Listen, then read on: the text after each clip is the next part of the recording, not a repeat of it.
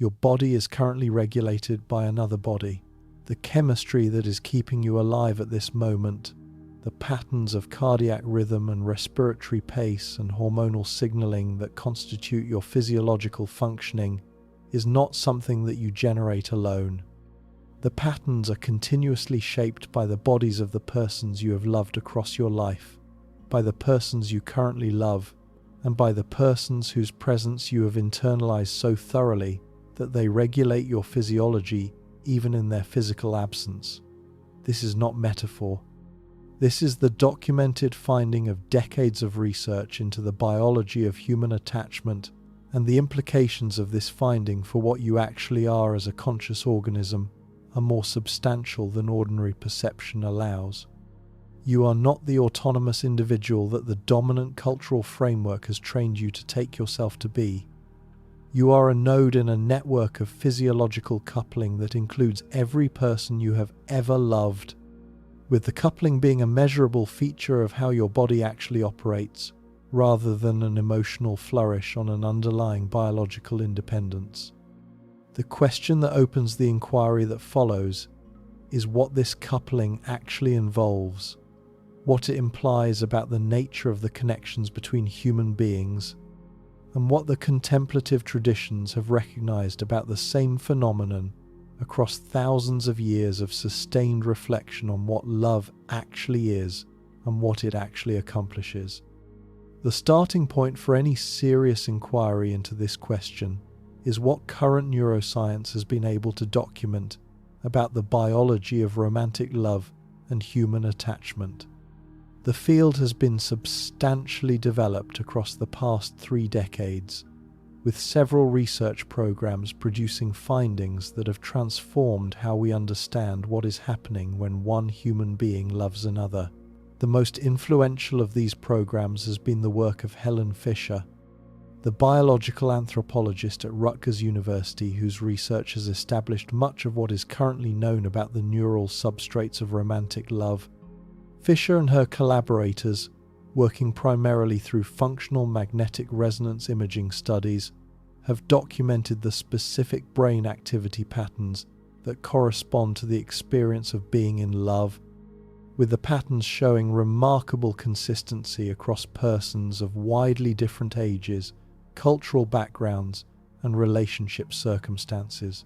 Fisher's framework distinguishes 3 biological systems that are involved in the broader phenomenon of human pair bonding, with the 3 systems having different evolutionary functions and different neurochemical substrates. The first system is the sex drive, the libido that motivates the search for sexual partners, and that is mediated primarily by testosterone and estrogen. The second system is romantic attraction, the focused passion directed at a specific other person that is mediated primarily by dopamine, with norepinephrine and serotonin also playing significant roles. The third system is attachment, the longer-term bond that allows pairs to remain together for the periods required to raise offspring, and that is mediated primarily by oxytocin and vasopressin. The 3 systems can operate independently of each other, which explains why a person can experience sexual desire for one person while being romantically focused on another and emotionally attached to a third. The systems can also operate together, with the most stable long-term relationships involving the integration of all 3. Fisher's framework, articulated in her books Why We Love and Anatomy of Love, has become the standard biological account of human pair bonding, and the framework provides the foundation for the more specific neurological findings that subsequent research has produced. The neurological findings about romantic love have been particularly striking. The brain regions that show heightened activity during the experience of romantic love include the ventral tegmental area and the caudate nucleus, both of which are part of the dopaminergic reward system that mediates motivation, pleasure, and goal-directed behavior. The activation pattern that corresponds to romantic love is structurally similar to the activation pattern that corresponds to addiction, with the same reward circuits being engaged in both phenomena. This finding has substantial implications for understanding why romantic love feels the way it does, why the absence of the loved person produces the specific kinds of distress that lovers experience, and why the loss of a relationship can produce withdrawal symptoms that resemble those of substance addiction. The romantic love brain, on the documented evidence, is operating on the same fundamental circuitry as the addicted brain, with the loved person functioning as the reinforcing stimulus that drives the activation of the reward system. The specific patterns that Fisher's collaborators documented in the original 2005 study, published in the Journal of Neurophysiology, included activation not only of the ventral tegmental area and caudate nucleus, but also of regions involved in attention, memory, and emotional regulation. The pattern was consistent across the participants in the study, which included persons who had been in love for periods ranging from a few weeks to a few years, and the pattern was distinct from the activation patterns documented for other emotional states including happiness, sexual arousal, and friendship. The specific neural signature of romantic love, on the documented findings, is a particular configuration of brain activity that the brain itself recognizes as different from related but distinguishable phenomena. The phenomenology of love that ordinary experience reports has, on the neurological evidence, a real correlate in the actual functional architecture of the brain, with the correlate being one of the features that distinguishes love from the merely related emotional states with which it is sometimes confused. Fisher's collaboration with Lucy Brown at Albert Einstein College of Medicine and with Arthur Aaron at Stony Brook University extended the research to include detailed examination of long-term romantic love. The study, published in 2011 Inches, the journal Social Cognitive and Affective Neuroscience, examined the brain activity of married couples who reported being intensely in love after an average of 21 years of marriage. The findings established that long-term romantic love is not a fundamentally different phenomenon from early romantic love, with the same neural systems being engaged in both phases. The intensity of the activation can persist across decades, contrary to the conventional assumption that romantic love inevitably fades into companionate attachment. The conventional assumption is wrong, on the documented evidence. The persistence of romantic love is a real biological phenomenon that some couples sustain across the entirety of their relationships, with the persistence having specific neurological signatures that distinguish it from the more limited attachment that characterizes some long-term partnerships. A complementary and equally important line of research has been pursued by Sue Carter, the biologist who is currently at the Kinsey Institute at Indiana University and whose pioneering work on the neurobiology of social bonding has established the foundational role of oxytocin and vasopressin in mammalian attachment. Carter's research, conducted across decades primarily through studies of prairie voles and other monogamous mammals, established that the formation of pair bonds depends critically on the action of these two neuropeptides on specific brain regions. The prairie vole, which forms lifelong monogamous bonds with a single partner, has a distinctive distribution of oxytocin and vasopressin receptors that distinguishes it from related vole species that do not form such bonds. The receptor distribution determines, on Carter's findings, the capacity for pair bonding, with the species differences in monogamy reflecting differences in the underlying neurochemical infrastructure rather than differences in any more abstract psychological capacity. Carter's research has been extended in significant directions by Larry Young at Emory University, whose work on the genetics and neurobiology of pair bonding has identified specific genetic variants that influence the capacity for attachment in human populations.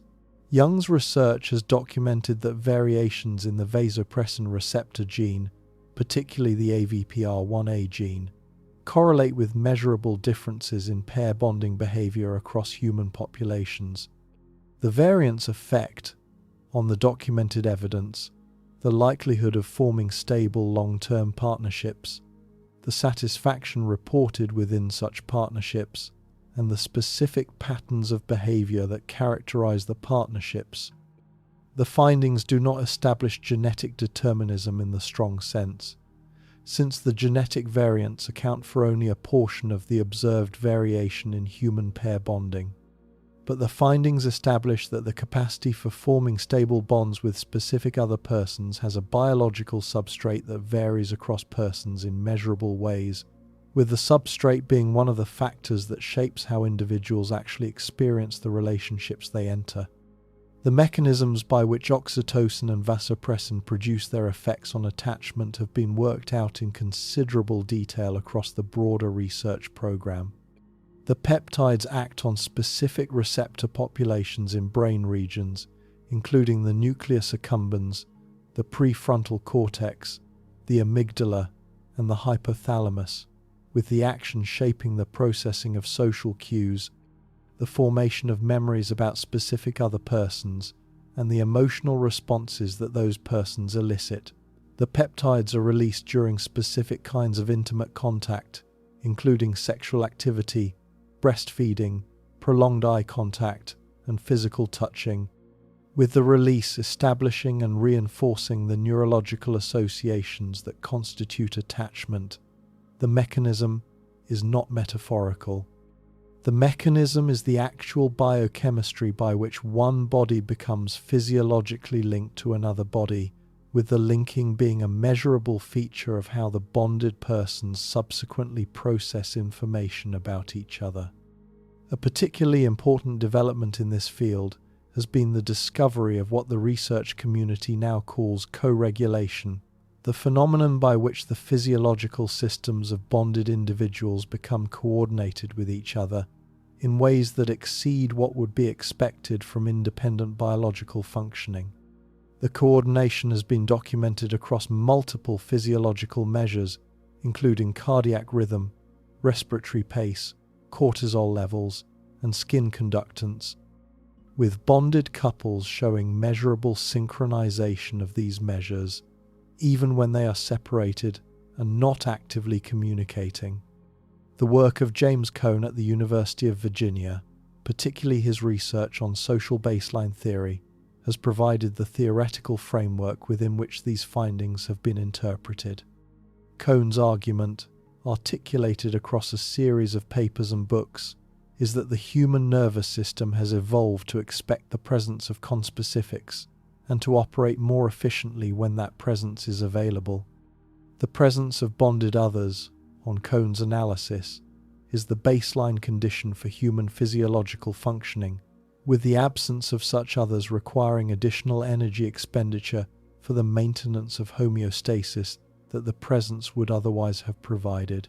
The implications of co-regulation for understanding what love actually is are substantial.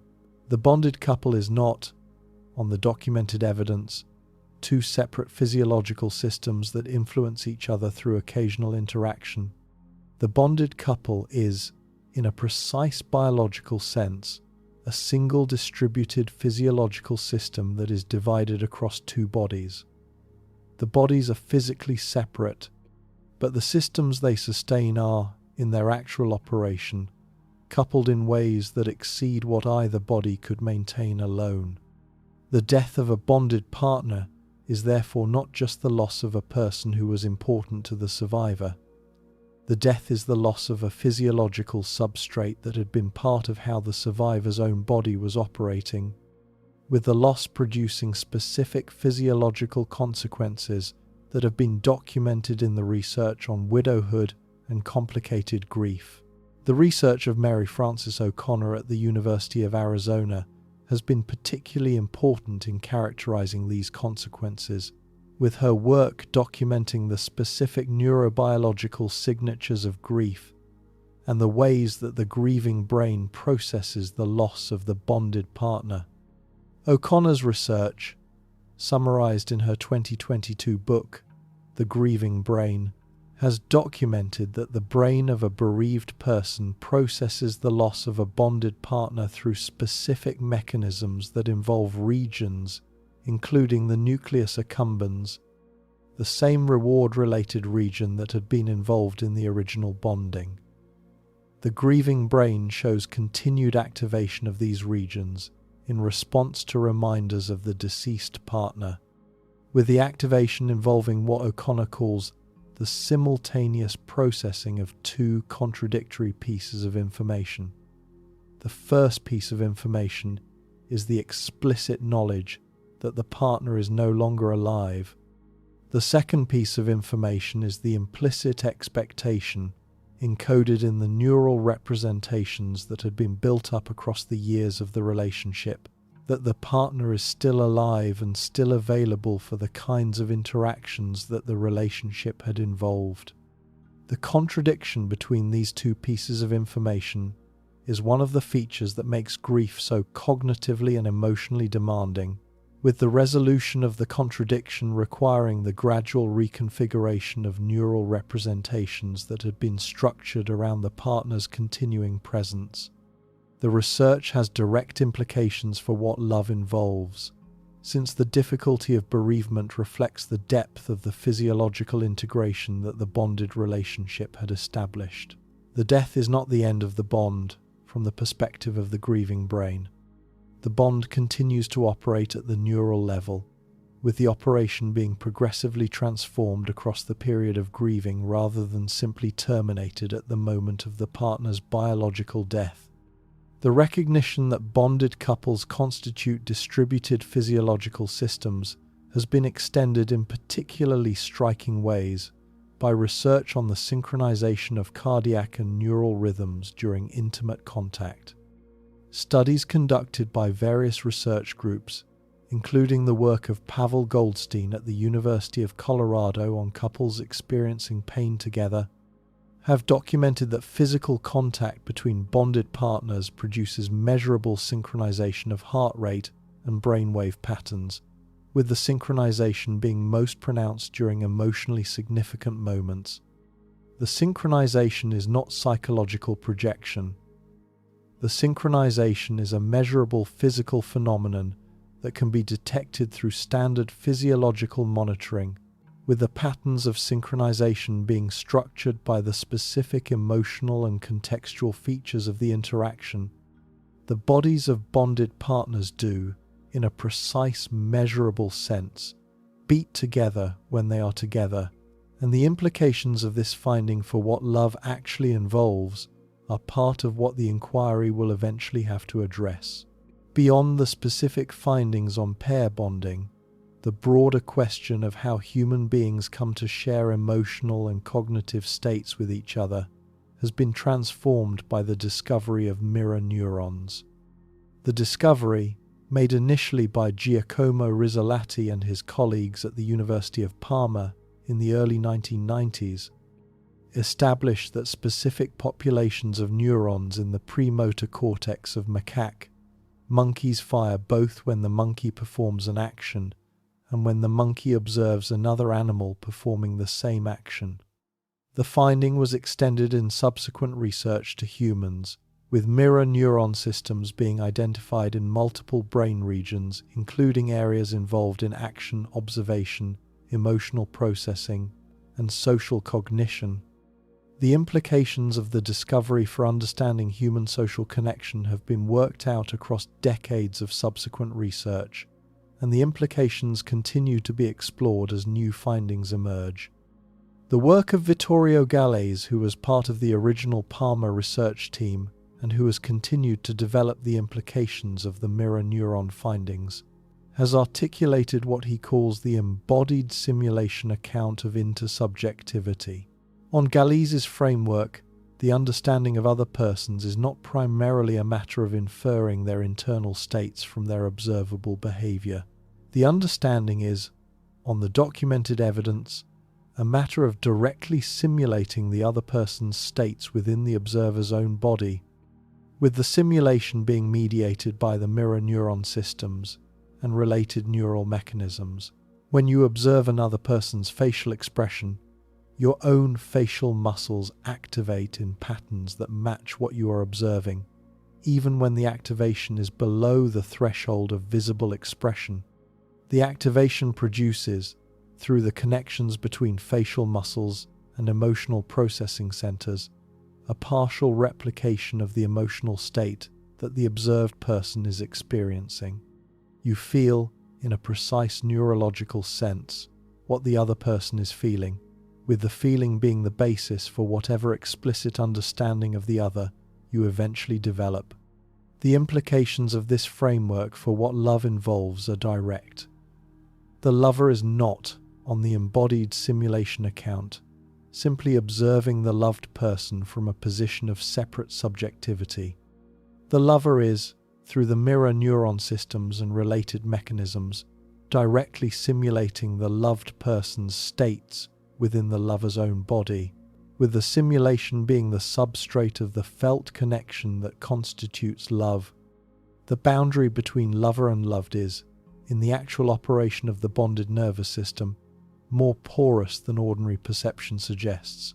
The states of the loved person are present in the body of the lover through mechanisms that exceed what conscious attention can register, with the simulation being one of the features that distinguishes the relationship of love from the more distant relationships of acquaintance or stranger. The simulation is most pronounced in cases of intense bonding, with the research documenting that the degree of mirror neuron activation in response to a specific other person correlates with the strength of the relationship between the observer and the observed. The work of Tanya Singer at the Max Planck Institute, whose research on empathy has used neuroimaging to examine how the brain processes the pain of others, has documented that observing the pain of a loved partner activates pain processing regions in the observer's own brain, with the activation pattern being similar to what occurs when the observer experiences pain directly. The activation is not the activation that would be produced by observing the pain of a stranger, which is more attenuated and which engages different regions. The activation is specifically the activation that the observer would produce in response to their own pain, with the observation of the loved partner's pain producing a partial replication of the pain in the observer's own neural systems.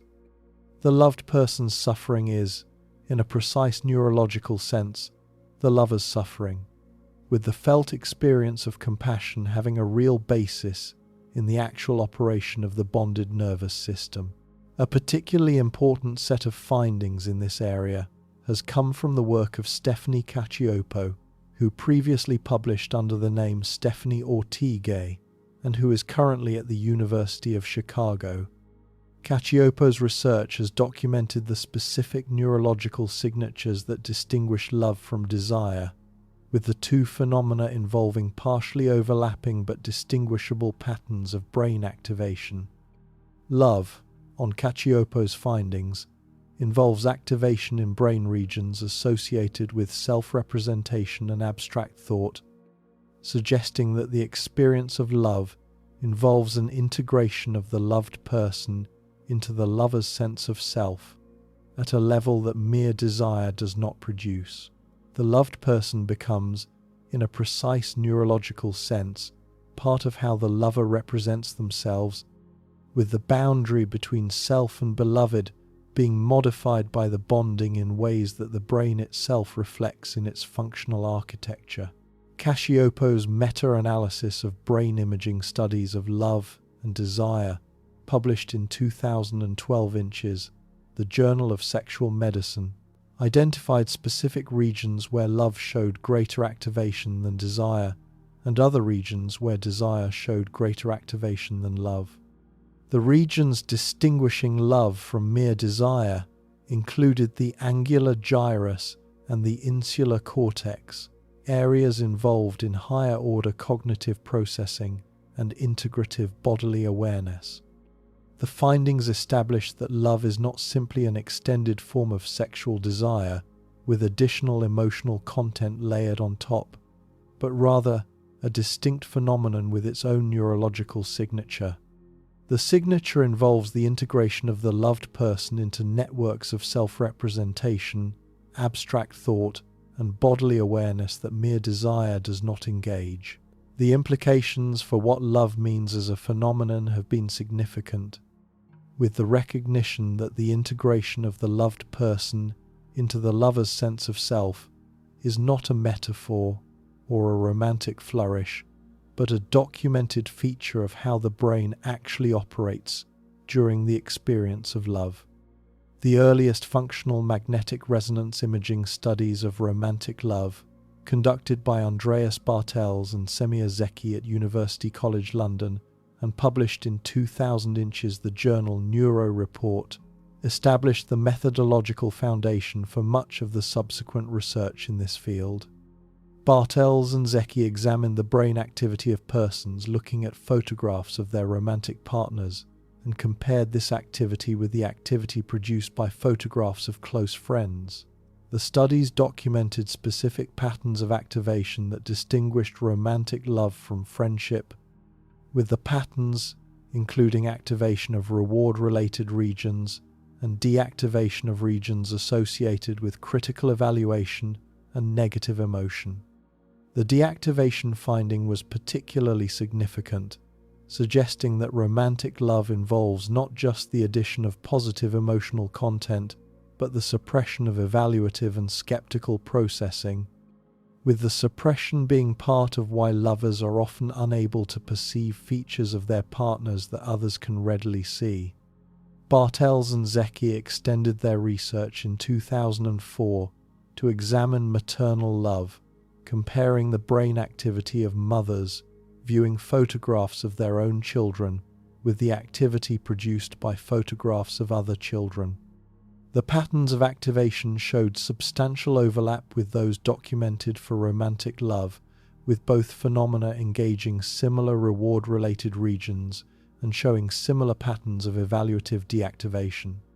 The finding suggested that what is sometimes treated as the diversity of human love phenomena, the romantic love distinguished from the parental love distinguished from the filial love, may share common neurological substrates that exceed what the surface differences between these phenomena would suggest.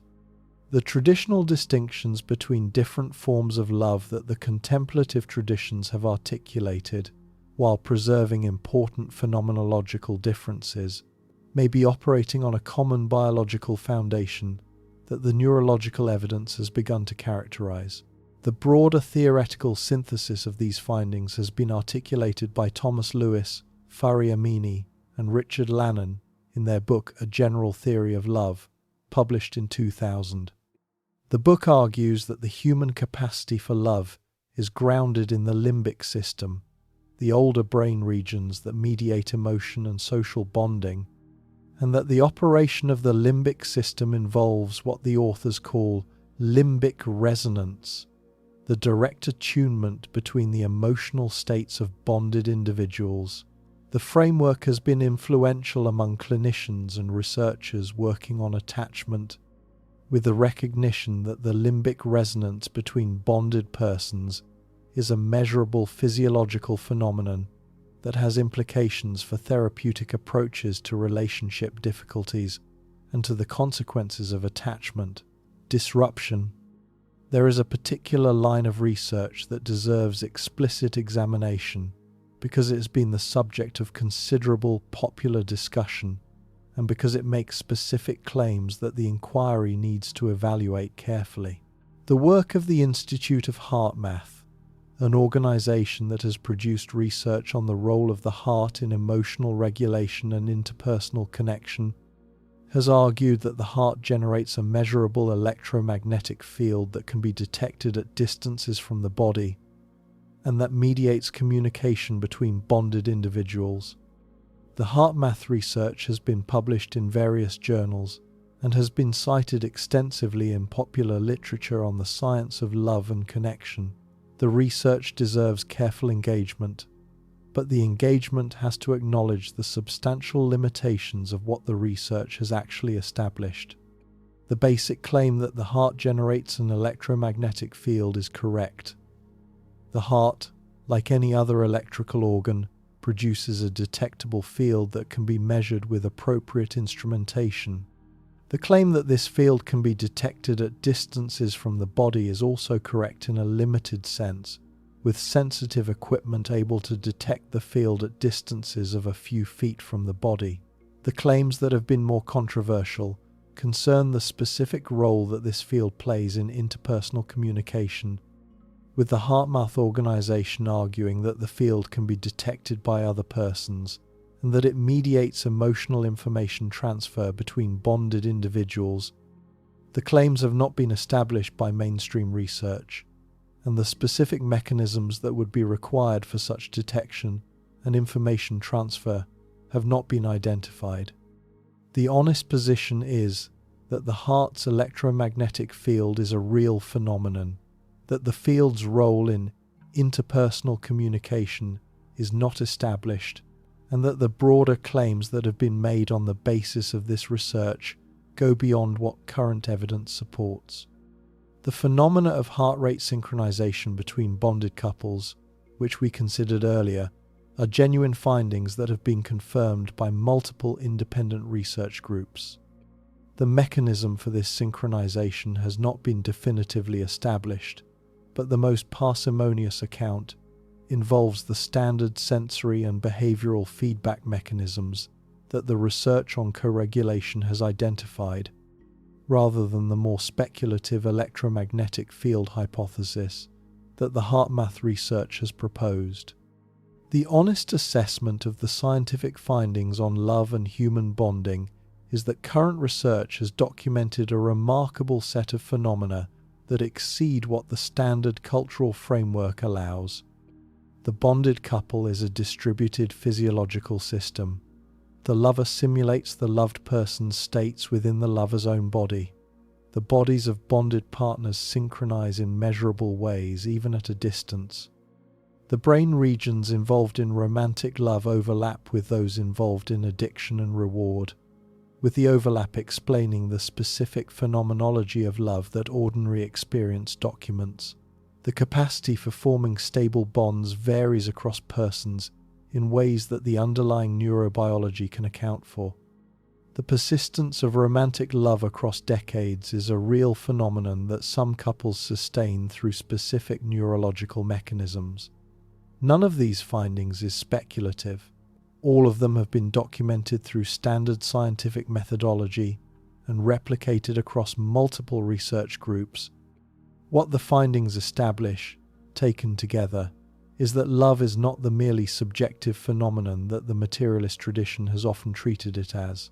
Love is a measurable physical phenomenon with specific biological signatures, with the phenomenon involving the actual coupling of bodies and the actual modification of how the bonded persons process information about each other and about themselves. But the documented findings also leave open questions that current research has not been able to resolve. The mechanisms of co-regulation between bonded partners at a distance, when sensory and behavioral feedback is not available, have not been fully characterized. The persistence of attachment to deceased partners, with the surviving partner often reporting felt presence of the deceased that has specific phenomenological features, has been documented but not fully explained. The cross-cultural and cross-generational consistency of certain features of romantic love, including specific patterns that appear in cultures that had no historical contact with each other, raises questions about whether the patterns reflect universal biological architecture, or whether they reflect something more fundamental about the structure of human consciousness. The questions are not closed.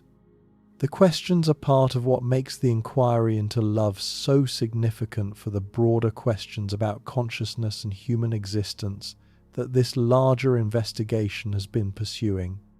What the contemplative traditions have articulated about love across thousands of years of sustained reflection addresses these questions from a different angle than the contemporary research can take. The traditions have, in their own different vocabularies, articulated the recognition that love is not a merely psychological or biological phenomenon, but a feature of how reality itself is structured.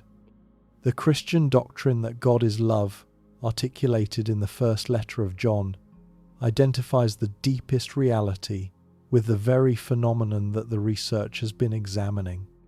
The Sufi tradition has placed love at the center of its entire metaphysical framework, with the divine love being the principle by which the cosmos comes into existence and continues to be sustained. The Hindu tradition of bhakti has developed devotional love into one of the principal paths to liberation, with the love between the devotee and the divine being a particular instance of the universal love that constitutes the deepest reality. The Buddhist tradition has articulated the cultivation of metta, loving kindness, as one of the 4 immeasurable qualities that the contemplative path develops. These traditional articulations have features that exceed what the contemporary research can establish through its own methods. But the articulations also have features that have substantial structural parallel with what the research has been documenting. The traditions did not arrive at their recognitions through laboratory investigation. The traditions arrive through sustained attention to the phenomenology of love itself, to the contemplative practices that engage love directly, and to the philosophical reflection on what love must be if it is the kind of thing that the traditions have observed it to be, and what they recognized, in their own different vocabularies, is structurally parallel to what the contemporary research is now documenting, through electroencephalography and functional brain imaging and the careful empirical study of bonded couples. The next stage of the inquiry will examine the deeper physical frameworks within which the phenomena of love and human bonding can be understood, with particular attention to the work of Erwin Schrödinger on the unity of consciousness and to the broader implications of quantum non-locality for understanding the connections between persons. The frameworks that will be examined are speculative in their specific applications to love, and the inquiry will mark this speculative status carefully. But the frameworks are grounded in well-established physics, and the application of established physical principles to questions about consciousness and connection is one of the directions in which contemporary research has been moving.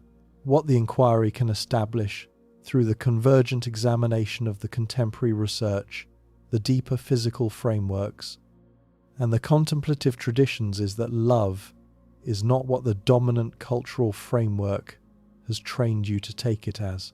Love is a feature of how reality is actually structured, with the feature having measurable biological signatures, deeper physical implications, and contemplative articulations that have been refined across thousands of years.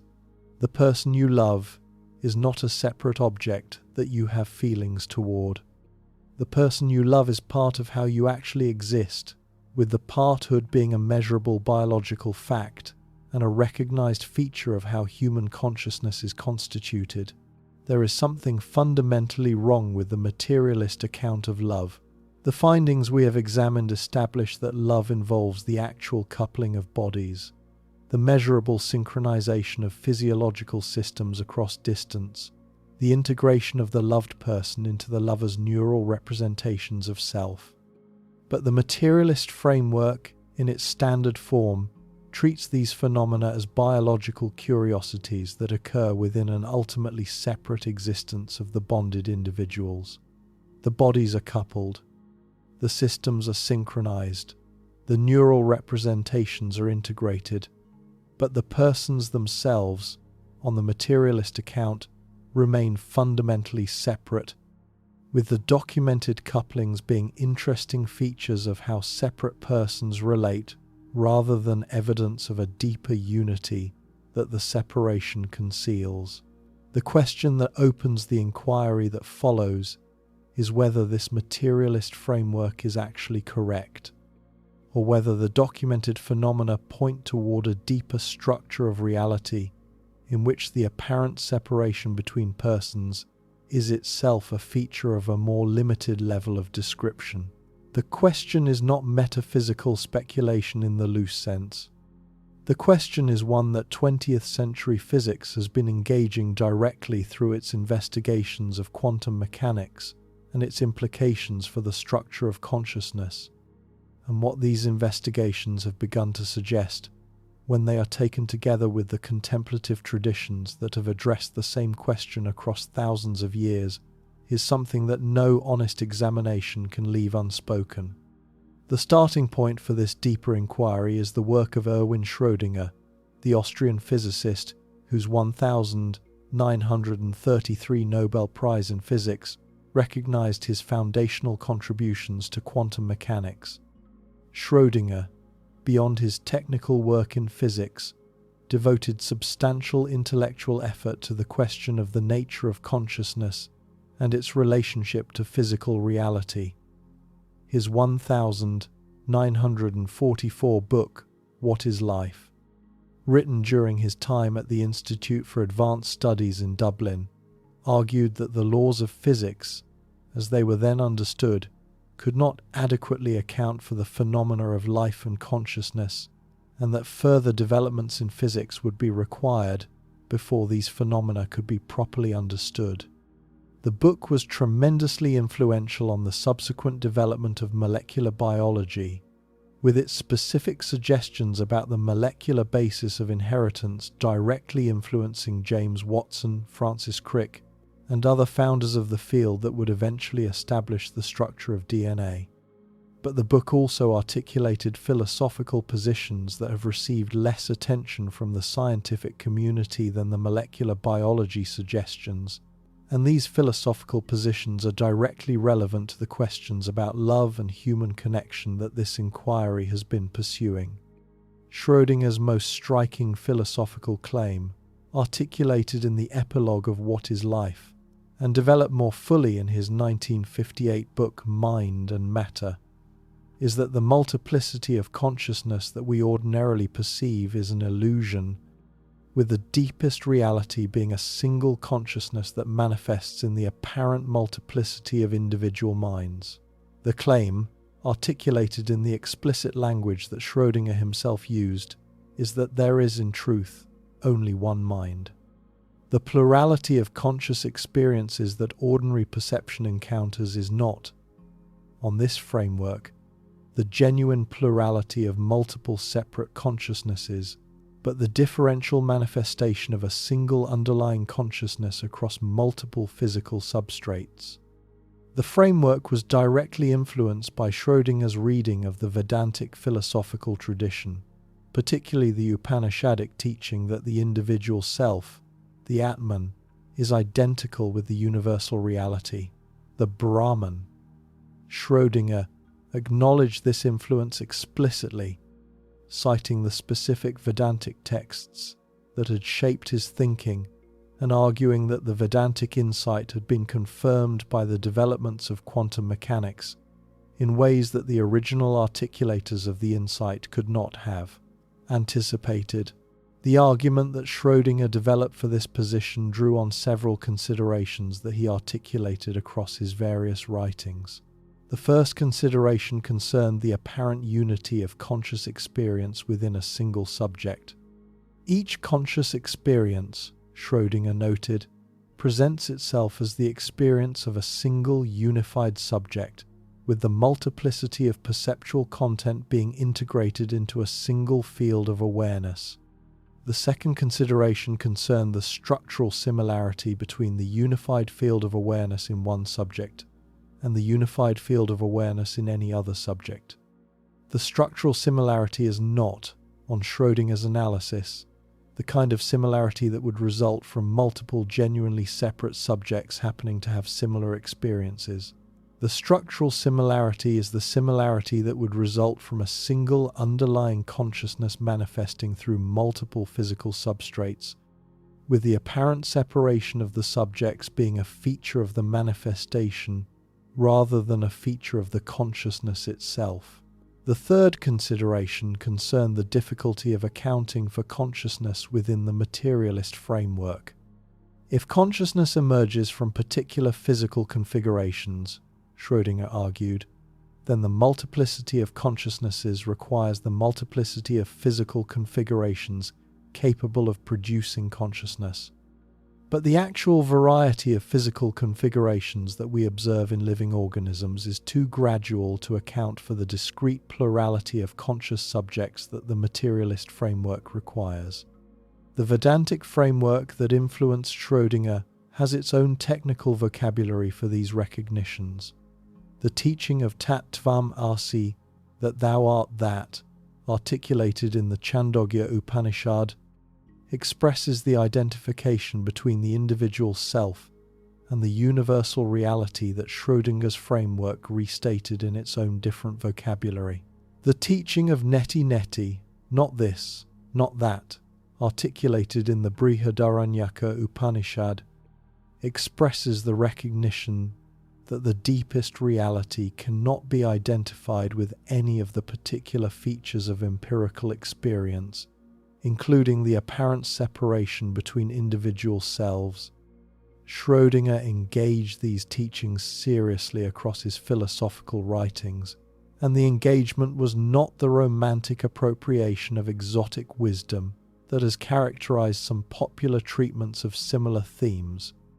The engagement was the careful philosophical reflection of a serious physicist who had recognized that the implications of his own technical work pointed in directions that the Vedantic tradition had been articulating for thousands of years.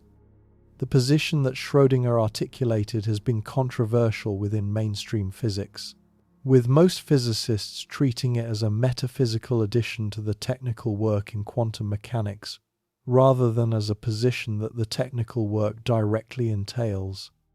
The careful assessment of this controversy requires distinguishing what Schrödinger's position actually claims from what some popular discussions have made of it. The position does not claim that quantum entanglement provides direct empirical evidence for the unity of consciousness. The position does not claim that any specific physical mechanism mediates the connection between individual consciousnesses. The position claims that the philosophical arguments about the structure of consciousness, when developed alongside the implications of quantum mechanics for the broader structure of reality, point toward a unity of consciousness that the apparent multiplicity of individual minds conceals. The arguments are philosophical arguments that draw on physics for their broader context rather than physical arguments that empirical investigation has established. The honest acknowledgement is that Schrödinger's position is a serious philosophical position that has been articulated by one of the founding figures of quantum mechanics, that the position has affinities with contemplative traditions that have arrived at structurally similar positions through their own different methods, and that the position remains controversial within the broader scientific and philosophical communities. What the position offers for the questions about love that the inquiry is pursuing is a framework within which the documented phenomena of bonding and connection can be understood as expressions of a deeper unity rather than as merely interesting features of how separate persons happen to interact. The co-regulation between bonded couples that we examined in the earlier stage of the inquiry, the simulation of the loved person's states within the lover's own body, the integration of the loved person into the lover's neural representations of self, can all be understood within Schrödinger's framework as the phenomenological manifestations of the unity that the framework articulates. The bodies remain physically separate, the biological systems remain distinct, but the consciousness that operates through these separate biological systems is, on the Schrödinger framework, the same consciousness, with the apparent separation being a feature of how a single consciousness manifests across multiple physical substrates rather than evidence of an actual ontological multiplicity. The framework does not require any specific physical mechanism to mediate the connection between persons because, on the framework, the connection is more fundamental than the apparent separation that would require such mediation. The deeper context for these philosophical considerations is provided by the empirical work on quantum non-locality that has been one of the most striking developments in 20th and 21st century physics. The work began with the famous paper of Albert Einstein, Boris Podolsky, and Nathan Rosen in 1935, which articulated what came to be called the EPR paradox. The paradox concerned the implications of quantum mechanics for the relationship between physically separated systems that had previously been entangled with each other. Einstein argued that the predictions of quantum mechanics, taken literally, would require what he called spooky action at a distance, with the measurement of one system instantaneously affecting the state of the other, regardless of the distance between them. Einstein took this implication as evidence that quantum mechanics must be incomplete, with hidden variables that would eventually be discovered to make the apparent non-locality merely apparent. The resolution of the EPR paradox came through the work of John Bell, the Northern Irish physicist who in 1964 derived a mathematical theorem that allowed the question of hidden variables to be tested empirically.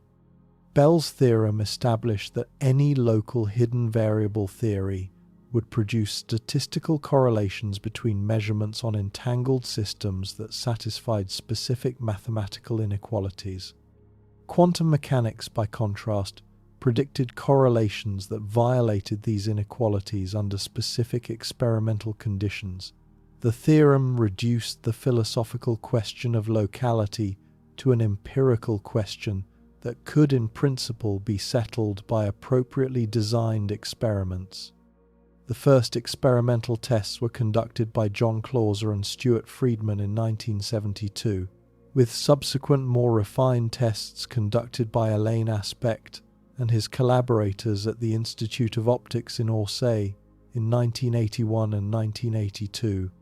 The Aspect experiments confirmed the quantum mechanical predictions and refuted the Einstein hypothesis of local hidden variables, establishing that the apparent non-locality of quantum mechanics is a genuine feature of physical reality rather than a feature of an incomplete theory. The subsequent development of these experiments has produced increasingly definitive results across the past 4 decades.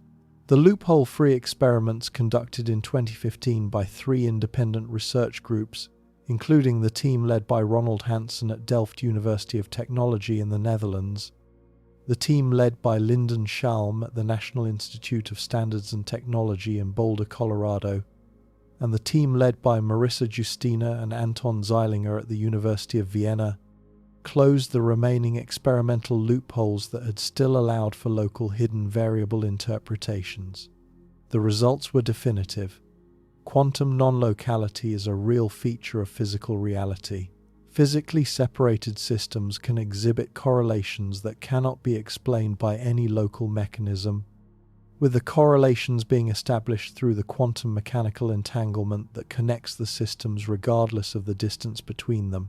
The 2022 Nobel Prize in Physics was awarded to John Clauser, Alain Aspect, and Anton Zeilinger for their work on these foundational tests, with the Nobel Committee explicitly recognizing the experiments as having established the quantum mechanical predictions over the local hidden variable alternatives. What these experimental results establish, when their implications are properly understood, is that the structure of physical reality at the quantum level involves connections between distant systems that exceed what classical physics had assumed to be possible. The connections are not mediated by any signal traveling between the systems, since the correlations occur faster than any signal could traverse the distance between them. The connections are not the result of any information that the systems carry with them from their initial preparation, since the loophole-free experiments have ruled out this possibility. The connections are, on the most parsimonious interpretation, features of how the systems are actually structured at the quantum level, with the apparent separation between the systems being a feature of a more limited description that the deeper quantum mechanical description transcends. The systems are not, in the deepest physical description, separate in the way that classical physics had assumed. The systems are aspects of a more unified structure that the appearance of separation conceals. The implications of these findings for the questions about love and human connection that the inquiry is pursuing are subtle and have to be articulated with care. The findings do not establish that human bonded couples exhibit quantum entanglement in the technical physical sense.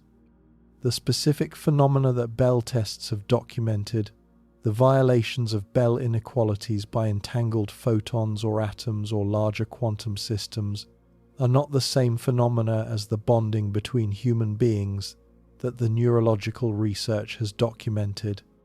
The transfer of these specific physical phenomena to the case of human bonding would require mechanisms that current physics does not provide, and the popular literature that has made such transfers freely has often gone beyond what the actual physics establishes.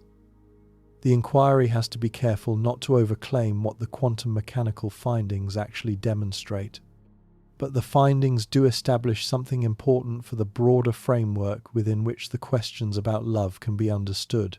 The findings establish that the apparent separation between physically distant systems is, at the deepest level of physical description that current science has accessed, not the unbridgeable separation that classical physics had assumed. The structure of reality at the deepest level allows for connections that classical thinking had ruled out. The framework within which the connections between bonded persons are understood does not have to be the framework of classical separation that the materialist tradition has assumed. The framework can include the recognition that the deepest structure of reality, on the empirical evidence of the most rigorous physical experiments that have been conducted, allows for connections between distant systems that the classical framework cannot accommodate. The application of this recognition to the specific case of human bonding requires careful argument, and the inquiry will mark the speculative status of this application explicitly. But the recognition itself, that the deepest physical structure of reality is more interconnected than classical thinking allowed, is established physics rather than speculative metaphysics. The work of David Bohm, the American physicist whose career was shaped by his early engagement with these questions, articulated a framework within which these recognitions can be developed. Bohm, whose technical work in plasma physics and in the foundations of quantum mechanics established his standing as a serious physicist, developed across his later career a comprehensive framework that he called the implicate order. The framework, articulated most fully in his 1980 book Wholeness and the Implicate Order, proposes that the physical reality we ordinarily encounter is what Bohm called the explicate order, the unfolded manifestation of a deeper underlying reality that he called the implicate order. The implicate order is the level at which what appears as separation in the explicate order is recognized as expressions of a deeper unity, with the apparent separations being features of how the implicate order unfolds into the explicate manifestation, rather than features of the implicate order itself. The framework was developed by Bohm in conversation with the philosopher and contemplative teacher Jiddu Krishnamurti, and the framework has features that have made it appealing to both scientific and contemplative communities. Bohm's specific application of the implicate order framework to questions about consciousness and human connection has been articulated in his various writings. The framework allows, on Bohm's articulation, for an understanding of human connection that does not require any specific physical mechanism to mediate the connection between persons. The connection is, on the implicate order framework, more fundamental than the apparent separation of the persons in the explicate manifestation. The persons are, at the level of the implicate order, expressions of a deeper unity, with the apparent separation being a feature of how the implicate order unfolds into the manifestation that ordinary perception encounters. The framework has substantial structural parallel with the Schrödinger framework that we considered earlier, and the convergence between the two frameworks on the recognition of a deeper unity that the apparent separation conceals is one of the features that makes the inquiry into love so significant. The dialogues between Bohm and Jiddu Krishnamurti, conducted across several decades and published in various volumes including The Ending of Time and The Future of Humanity, addressed the implications of the implicate order framework for questions about consciousness and human connection in considerable detail. The dialogues explored the recognition that the apparent separation between individual consciousnesses is a feature of the explicate order rather than of the deeper reality, with the practical implications for how human beings actually engage with each other being substantial. The fragmentation of consciousness that ordinary thought produces on the framework that emerged from the dialogues is itself one of the obstacles to the recognition of the deeper unity. The contemplative practice that the dialogues pointed toward involves the suspension of the fragmentary thought patterns that maintain the appearance of separation, with the suspension allowing the deeper unity to become accessible to direct experience. The framework has clear parallels with the practices that the contemplative traditions have developed for the cultivation of love and connection, and the parallels are part of what gives the framework its broader significance for the questions about love that the inquiry has been pursuing. The honest acknowledgement of these frameworks requires recognizing the speculative status of their specific applications to human consciousness and human bonding. The Schrödinger framework, the Bohm framework, and the related frameworks that have been articulated within the broader tradition of foundational reflection on quantum mechanics all involve philosophical extensions of the established physics rather than direct implications of the technical work. The frameworks are serious philosophical positions that have been articulated by serious physicists, but the frameworks are not established science in the way that the Bell test results are established science. The careful position is to recognize what the empirical physics has actually demonstrated, what the philosophical extensions add to this empirical foundation, and what the appropriate epistemic status of each level of claim actually is. The empirical physics establishes that the deepest level of physical description involves connections between distant systems that classical thinking ruled out. The philosophical extensions argue that this empirical finding has implications for the broader structure of reality that include the relationship between consciousness and physical substrate. The strong forms of the philosophical extensions remain controversial within the scientific and philosophical communities, and the inquiry has to acknowledge this controversy rather than treating the strong forms as if they were established science.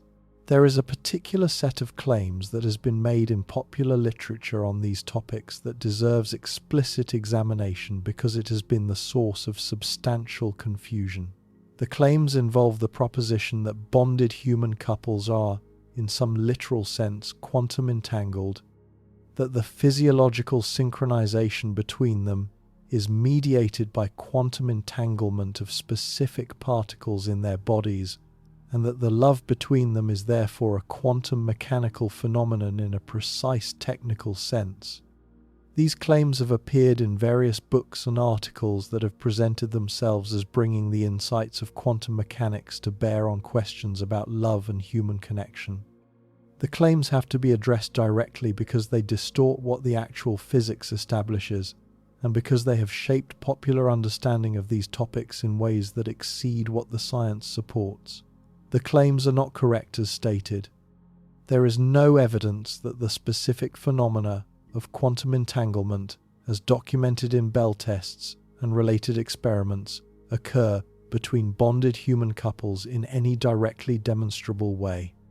The phenomena that have been documented in the neurological research on bonding, the co-regulation, the synchronization, the simulation of states across the bonded pair, can all be accounted for by the standard sensory and behavioral feedback mechanisms that the research on co-regulation has identified. The physiological synchronization between bonded couples occurs through ordinary sensory channels, the visual cues, the auditory cues, the touch, the chemical signaling through pheromones and other volatile compounds that the partners exchange when they are physically together. The persistence of synchronization at distances and in the absence of immediate sensory contact is, on the most parsimonious explanation, the result of the established neural representations that each partner carries of the other, with these representations continuing to influence the partner's physiological states, even when they are not in direct sensory contact. The explanation does not require quantum entanglement in the technical physical sense, and the popular claims that it does require such entanglement go beyond what the actual physics establishes. The technical reasons for rejecting the popular claims have been articulated by various physicists who have engaged with these questions seriously. The work of Max Tegmark, whose calculations on quantum decoherence in biological systems we considered in earlier inquiries, is directly relevant. Tegmark's argument is that the warm and wet environment of biological tissue produces quantum decoherence on timescales that are far too short for the kinds of long-range entanglement that the popular claims would require. The decoherence times that Tegmark calculated, while subsequently challenged by the discovery of quantum coherent processes in some biological systems, remain restrictive enough that the proposed entanglement between human bodies at macroscopic distances faces severe physical obstacles. The biological systems that have been documented to exhibit quantum coherent processes, including the photosynthetic complexes that we considered in earlier inquiries, sustain coherence only at the molecular scale and only for very short durations. The extension of these findings to entanglement between entire human bodies at distances of meters or kilometers exceeds what the physics actually establishes, and the popular claims that have made such extensions have done so without addressing the technical obstacles that the established physics places in their way. The careful position is to recognize what the empirical findings actually establish without overclaiming what they imply. The findings establish that quantum non-locality is a real feature of physical reality at the level of properly entangled quantum systems. The findings do not establish that this non-locality extends to the level of human bonding in any directly demonstrable way. The findings establish that the deepest physical structure of reality is more interconnected than classical thinking allowed. The findings do not establish that this interconnection takes the specific form of entanglement between bonded human couples. The findings provide a context within which the questions about human connection can be reformulated, with the recognition that the classical materialist framework is not the only available framework. The findings do not provide direct evidence for any specific alternative to the classical framework as the correct account of human bonding.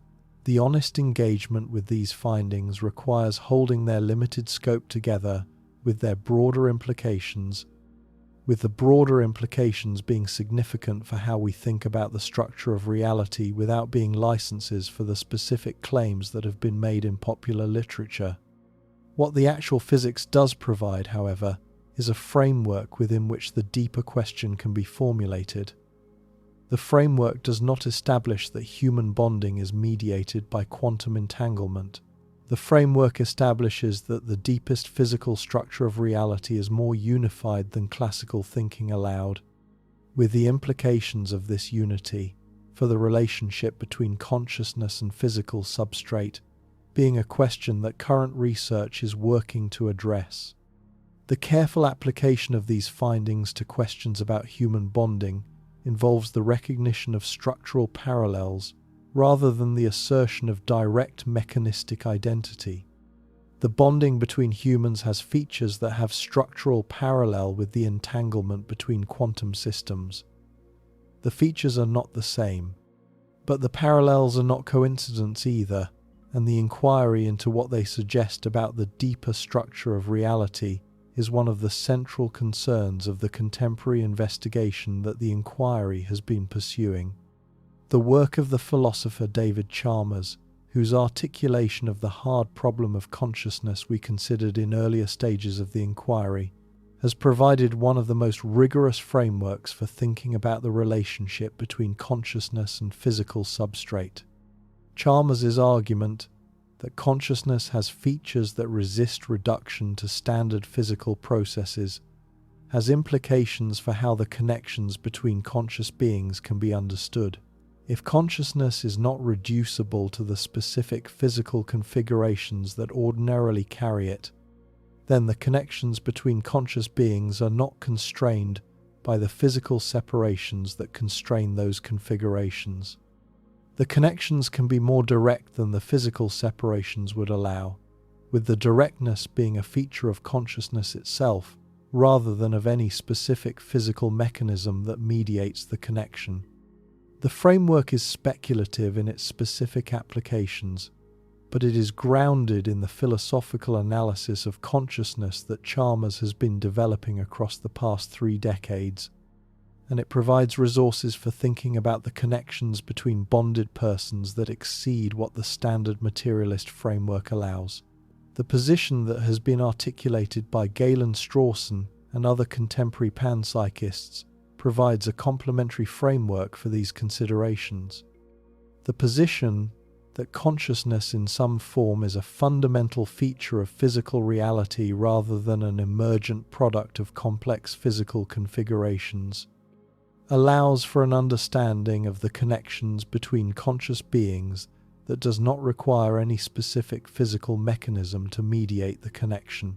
If consciousness is fundamental, then the connection between 2 conscious beings is more fundamental than the physical separation between their bodies, with the separation being a feature of how a fundamental consciousness manifests in particular physical configurations, rather than a feature that the consciousness itself respects. The framework is controversial within contemporary philosophy of mind, but it has substantial support among serious philosophers, and the framework provides resources for thinking about love and human connection that exceed what the standard materialist framework can offer. The work of Yakir Aharonov on the time-symmetric formulation of quantum mechanics provides additional resources for thinking about these questions. The 2-state vector formalism that Aharonov and his collaborators have developed treats quantum systems as being constrained by both initial and final boundary conditions, with the present state of the system being shaped by both its past and its future. The implications of this framework for love and human bonding are subtle. If the systems that constitute the bonded couple are shaped by their future as well as their past, then the bond between them includes a temporal dimension that exceeds what ordinary intuition suggests. The future of the bond is, on this framework, already part of how the bond operates in the present, with the present co-regulation between the bonded partners being shaped by the future trajectory of the relationship, as well as by its past development. The framework is speculative in its specific applications to human bonding, but it provides a precise vocabulary within which the temporal structure of love can be formulated, and the framework opens questions that the standard materialist framework cannot even formulate in coherent terms.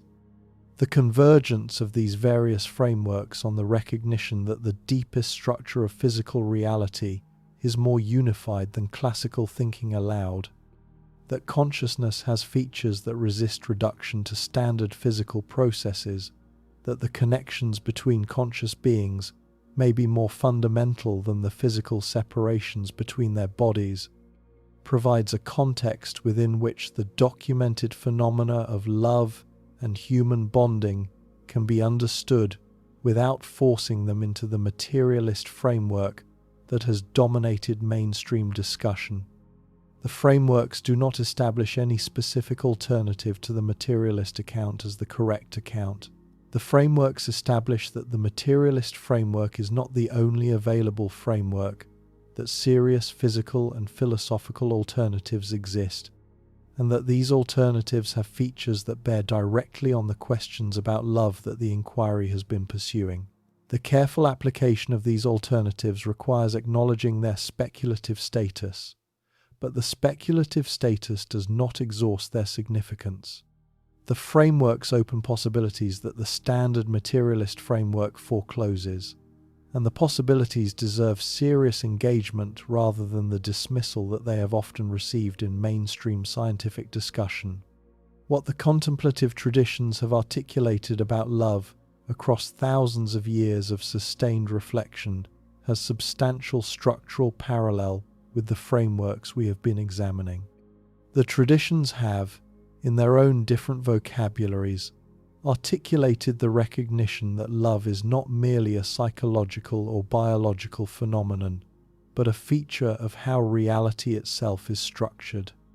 The Christian doctrine that God is love, the Sufi recognition of love as the principle by which the cosmos comes into existence, the Hindu doctrine of bhakti as one of the principal paths to liberation, the Buddhist cultivation of metta as a practice that transforms the practitioner's relationship to all beings, all articulate, in their own different vocabularies, recognitions that have parallel features with what the contemporary physics and philosophy have begun to articulate. The traditions did not arrive at their recognitions through laboratory investigation or mathematical analysis. The traditions arrived through sustained attention to the phenomenology of love itself, to the contemplative practices that engage love directly, and to the philosophical reflection on what love must be if it is the kind of thing that the traditions have observed it to be. The next stage of the inquiry will examine these traditional articulations in detail, with the recognition that the traditions and the contemporary research are addressing the same underlying phenomenon from their own different angles, and that the convergence between them is one of the most striking convergences in the entire history of human thought about what love actually is and what it actually accomplishes. Long before any laboratory could measure oxytocin in the bloodstream, before any mathematical framework existed for thinking about quantum non-locality or the implicate order, contemplative thinkers in widely separated cultures arrived at structurally parallel pictures of what love actually is and what it actually accomplishes. The methods used were not measurement and theory in the modern technical sense. The methods used were sustained attention to the phenomenology of love itself, to the contemplative practices that engage love directly while still embodied, and to the philosophical reflection on what love must be if it is the kind of thing that the traditions have observed it to be across thousands of years of careful examination. What these thinkers found, in their own different vocabularies, was that love is not a merely psychological or biological phenomenon, but a feature of how reality itself is structured, with the deepest reality being one in which love is not added to the structure of being but is itself the principle by which the structure of being comes to manifest. The convergence between these contemplative recognitions and what contemporary research has begun to document about the biology and physics of human bonding is one of the most striking convergences in the entire history of human thought, and the deeper inquiry that follows requires careful engagement with what each major tradition has articulated about the nature of love. The most theologically developed articulation of the nature of love in the Western religious traditions appears in Christianity, where the question has been the subject of 2,000 years of sustained reflection across philosophical, mystical, and dogmatic theological frameworks.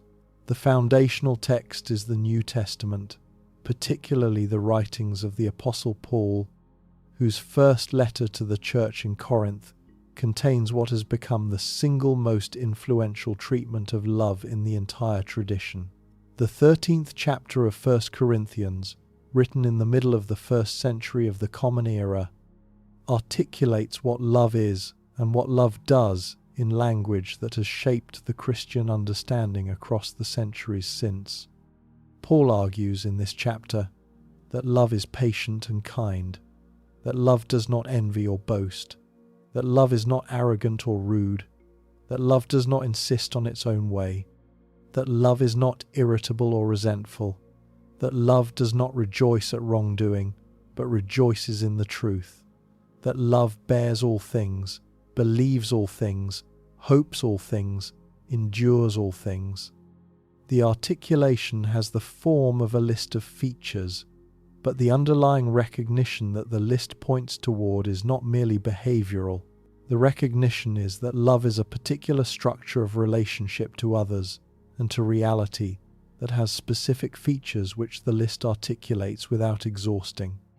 The Greek vocabulary that Paul used has been the subject of extensive theological reflection across the centuries. The word that Paul chose for the love that the chapter describes was agape, which in the Greek of the New Testament had a more specific meaning than the broader range of meanings that the English word love now carries. The Greek language distinguished several different forms of love that English collapses into a single term. Eros referred to the passionate desire that drives the seeking of the desired other, often but not exclusively in the sexual context. Philia referred to the affection between friends, the bond that develops through shared experience and shared values. Storge referred to the affection between family members, particularly between parents and children.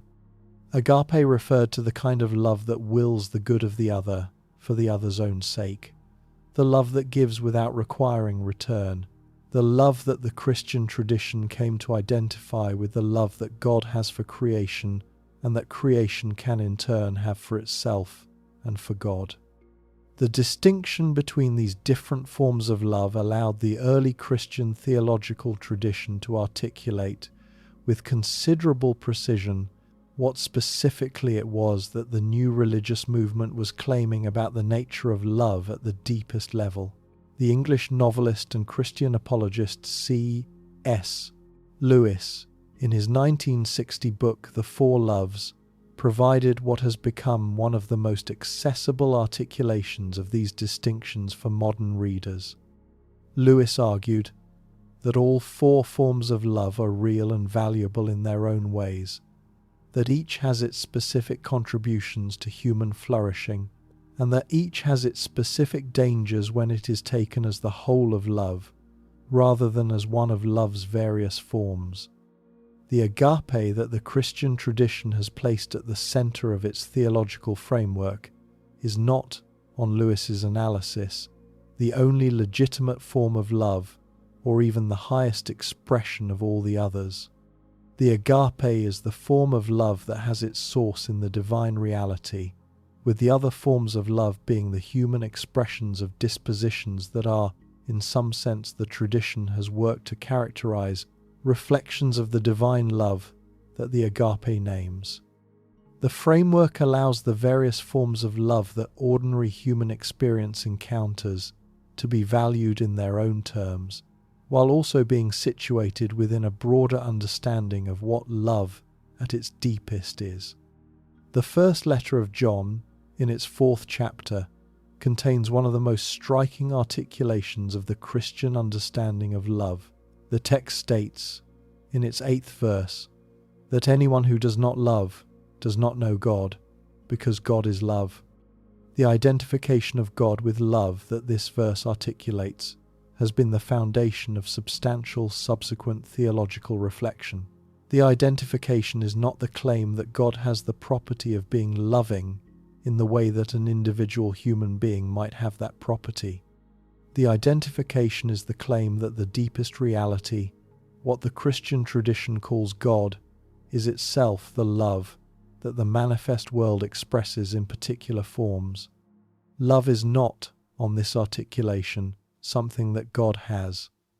Love is what God most fundamentally is, with the divine nature being love, rather than having love as one of its features. Augustine of Hippo, writing in the late 4th and early 5th centuries, developed the implications of this Johannine identification in his enormous theological work De Trinitate, the treatise on the Trinity that occupied him for nearly 2 decades. Augustine argued that the inner life of the Trinity is itself the structure of love, with the Father being the lover, the Son being the beloved, and the Holy Spirit being the love that flows between them. The structural pattern is not merely a useful analogy for the Trinitarian relations. The structural pattern is, on Augustine's articulation, what the Trinity actually is, with the three persons of the Godhead being constituted by the love that flows between them rather than being separate entities that happen to love each other.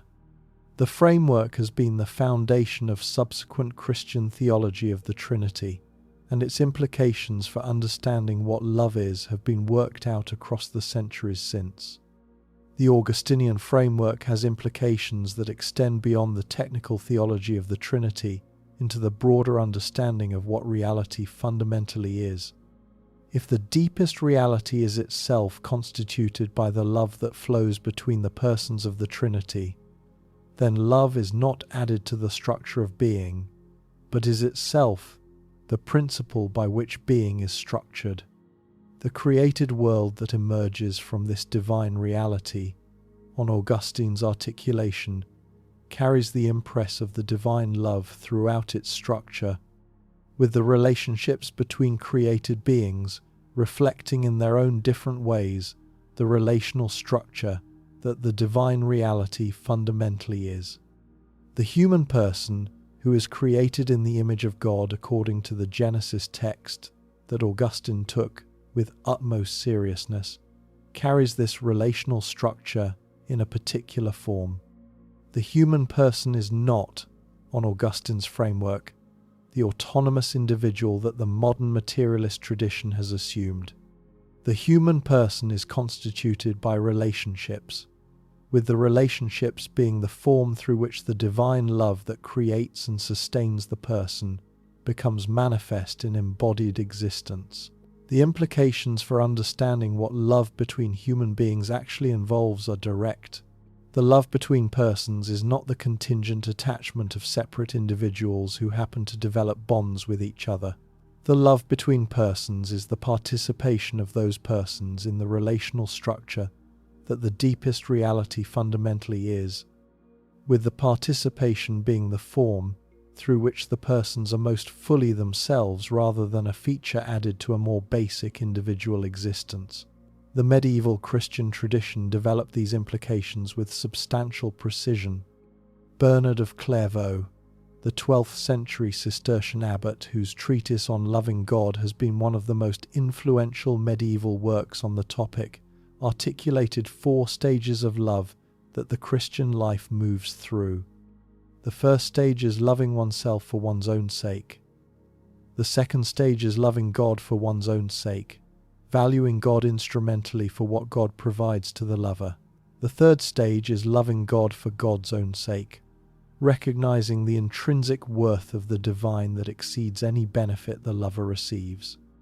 The fourth stage, which Bernard recognized was rarely achieved in this life, is loving oneself for God's sake, recognizing that one's own existence is itself a feature of the divine love that constitutes the deepest reality. The progression captures the development of love from the self-centered orientation of natural human existence toward the increasingly God-centered orientation that the contemplative life cultivates. Thomas Aquinas, the 13th century Dominican theologian whose Summa Theologiae has been one of the most influential theological works in Western Christianity, addressed the question of love with characteristic philosophical precision.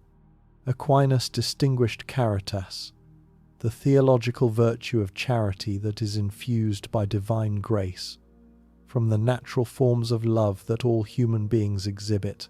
Caritas is, on Aquinas' analysis, the love of God that participates in the divine love itself, with the human person who exercises caritas being elevated by this exercise into a participation in the divine life that exceeds the natural capacities of human nature.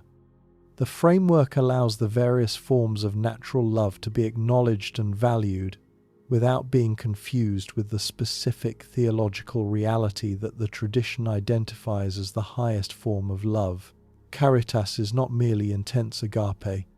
Caritas is the participation of the human person in the divine love itself, with the participation transforming the person in ways that exceed what natural human capacities could accomplish. The mystical tradition within Christianity has articulated additional dimensions of these themes through its own different vocabularies. Pseudo-Dionysius, the 5th or 6th century writer, whose works became enormously influential across the Christian mystical tradition, used the Greek word eros to describe the divine love that draws the soul toward God.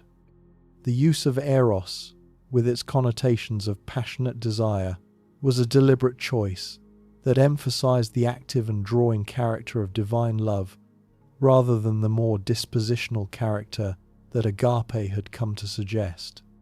The framework has been developed in subsequent mystical theology, with Meister Eckhart in the 14th century, John of the Cross in the 16th century, and Teresa of Avila in the same period, all articulating the experience of love as the transformative force that draws the soul beyond its ordinary self-understanding into the deeper reality that the divine names.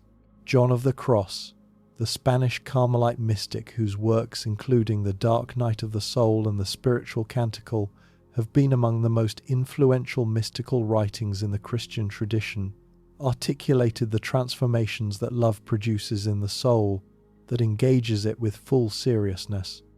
The dark night that John described is not, on his careful articulation, a disaster that befalls the contemplative life. The dark night is the necessary stage in which the soul's attachments to its previous self-understanding are dissolved, allowing the deeper reality of divine love to become accessible. The framework has direct implications for understanding what love between human beings can also accomplish, with the recognition that genuine love involves the dissolution of certain forms of self-protection that had previously constituted the lover's sense of self. The dissolution is painful, on John's articulation, but the dissolution is also the necessary condition for the deeper union that love makes possible. A particularly important development within the Sufi mystical tradition of Islam has been the placement of love at the absolute center of the entire metaphysical framework. The Sufi tradition has, across more than 1,000 years of sustained development, articulated a comprehensive vision in which love is not one feature of reality among others, but the principle by which reality itself comes into existence and continues to be sustained. The Hadith of the Hidden Treasure, attributed to the Prophet Muhammad in the Sufi tradition, provides the foundational text for this vision. The divine voice declares, in this Hadith, that I was a hidden treasure and I loved to be known, so I created creation that I might be known. The Hadith articulates the recognition that creation itself is the consequence of divine love, with the love being not an emotion that the divine happens to have, but the dynamic principle by which the divine reality manifests itself in the form of creation.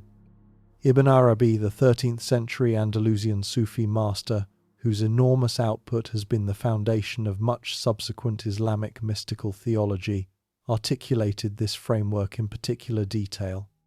His Tarjuman al-Ashwaq, the interpreter of desires, is a collection of mystical love poetry that has been read across the Islamic world as one of the supreme expressions of the Sufi understanding of love. The poems use the imagery of human passionate love to articulate the relationship between the soul and the divine reality, with the human love being the form through which the divine love can be experienced and articulated in embodied existence. Ibn Arabi was clear, in his prose commentaries on the poems, that the imagery of human love was not merely a poetic device for expressing something that was in itself non-erotic. The imagery was the precise articulation of the structural reality that the human love and the divine love share, with the human love being the particular instance through which the universal structure of love becomes accessible to embodied human experience. The doctrine of the unity of being, Wahdat al-Wujud, that Ibn Arabi articulated across his vast corpus, has direct implications for the understanding of love. If there is, at the deepest level, only one reality, with the apparent multiplicity of beings being the differential manifestation of this single reality, then the love between beings is not the relationship between separate entities, but the recognition by the single reality of itself in the form of the multiplicity. The lover and the beloved are, on this framework, the same reality manifesting in two different forms, with the love between them being the recognition of this identity that the apparent separation has temporarily concealed. The framework has been controversial within mainstream Islamic theology, with some theologians arguing that it compromises the fundamental distinction between the divine creator and the created order. But the framework has been the foundation of Sufi mystical thought for 8 centuries, and its implications for understanding what love actually is have been developed by countless subsequent Sufi thinkers.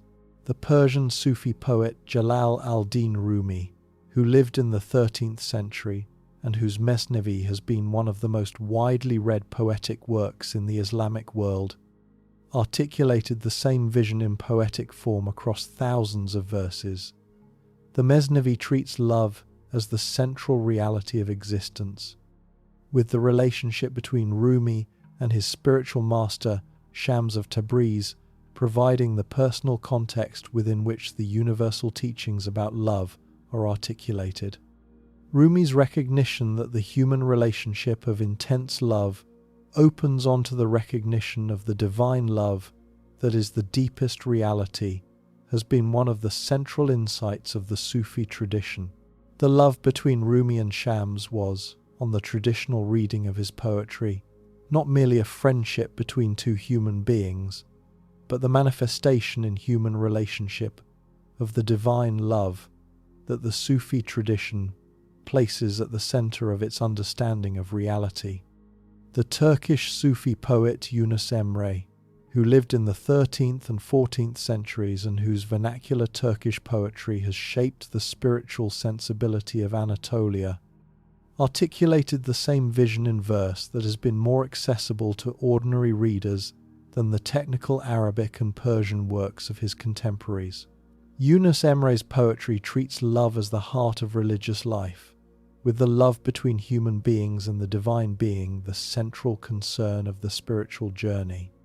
His verses, simple in their language but profound in their content, have been memorized and recited across centuries of Anatolian religious culture, and they have shaped how ordinary Muslims in the Turkish-speaking world have understood what love actually is and what love actually accomplishes.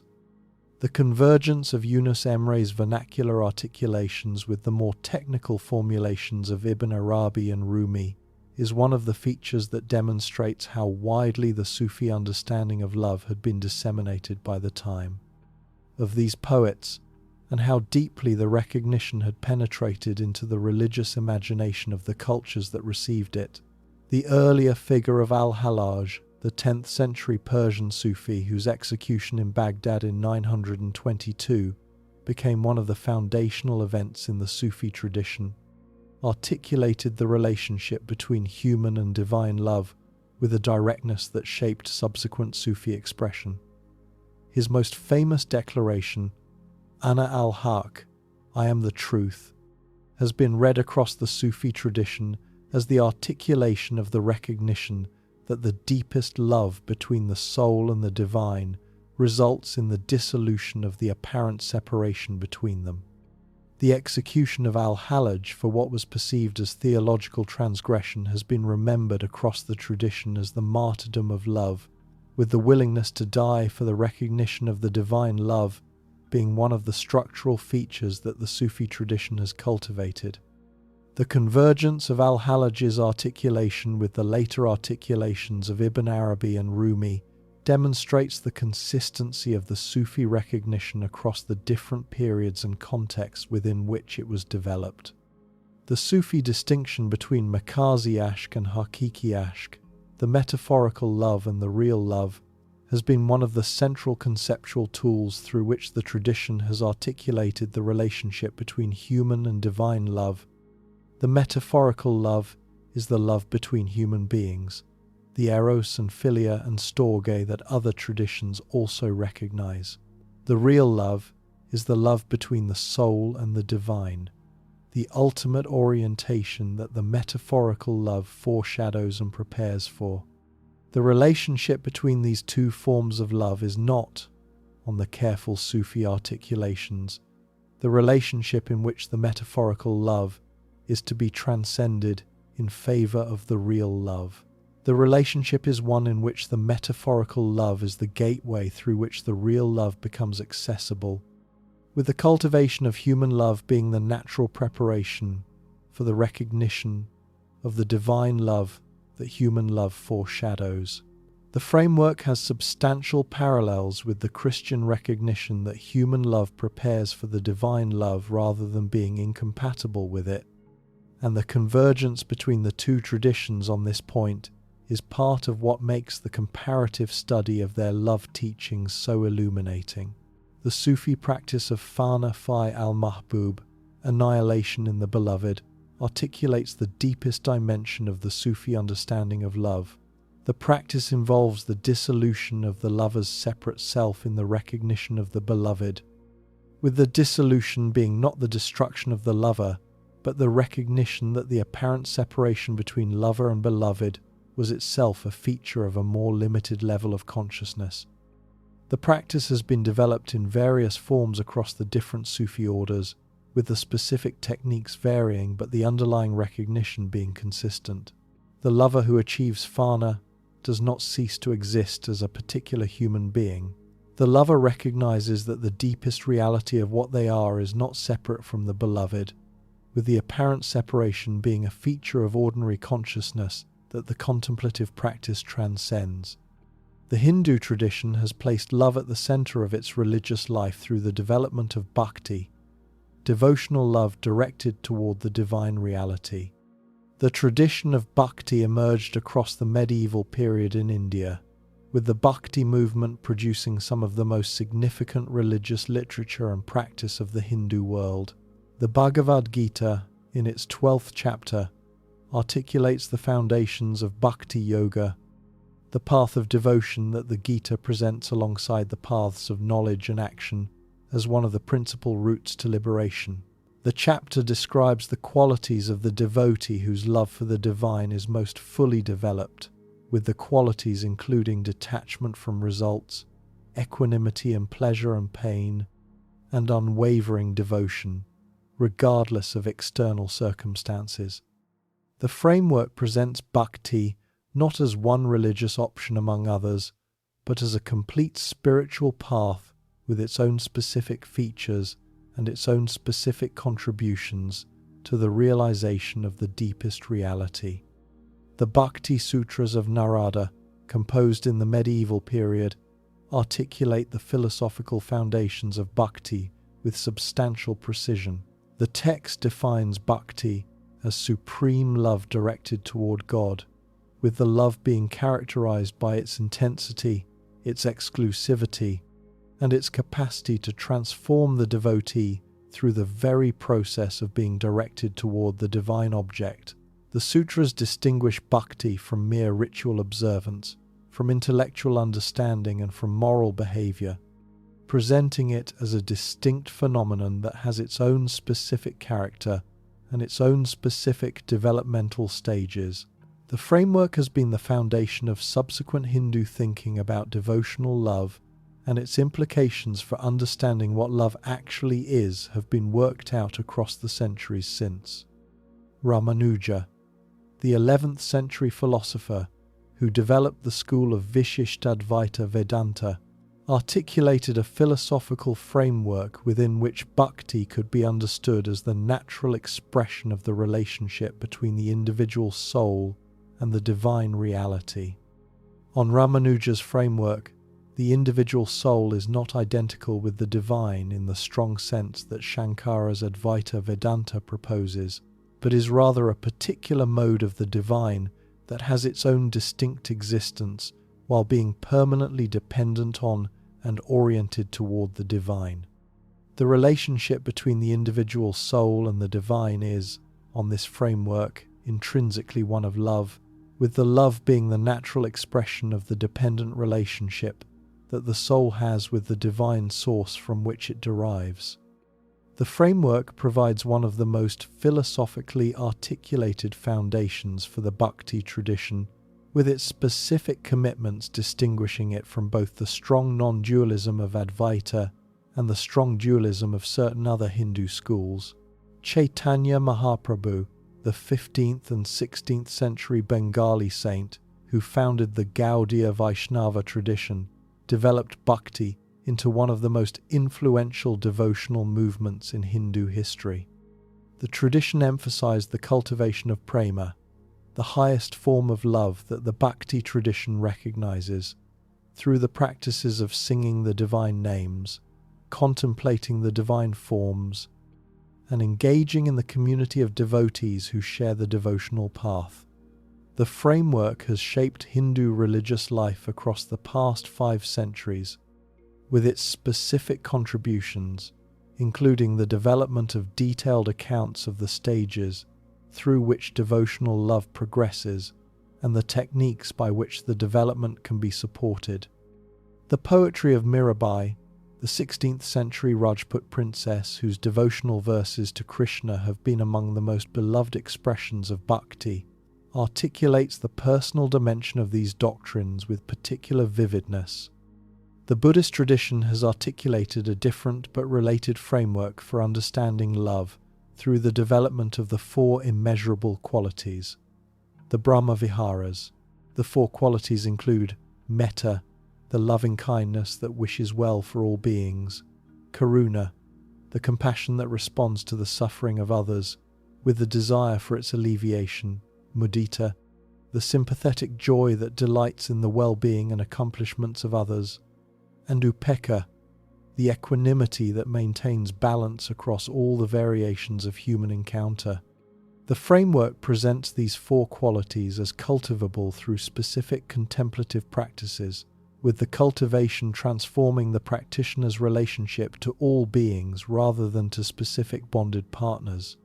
The Metta Sutta, one of the foundational texts of Buddhist devotional practice, articulates the comprehensive scope of metta as the wish for all beings to be happy and free from suffering, regardless of their relationship to the practitioner. Shantideva, the 8th century Indian Buddhist scholar whose Bodhicharyavatara has been one of the most influential works in Mahayana Buddhism, developed the bodhisattva ideal that places altruistic love at the center of the Buddhist path. The bodhisattva is the practitioner who has committed to the liberation of all beings, rather than merely to the practitioner's own liberation, with the commitment being grounded in the recognition that the apparent separation between self and others is itself a feature of the deluded consciousness that liberation transcends. The framework has been the foundation of Mahayana Buddhist ethics, and its implications for understanding what love actually involves have been developed across more than 1,000 years of subsequent Buddhist reflection. The Tibetan practice of Tonglen, the giving and receiving meditation that the tradition has developed within the broader bodhisattva framework, involves the deliberate cultivation of the willingness to take on the suffering of others and to give to others one's own well-being, with the practice transforming the practitioner's habitual orientation of self-preservation into the altruistic orientation that the bodhisattva path requires. The Jewish tradition contains its own articulations of the centrality of love.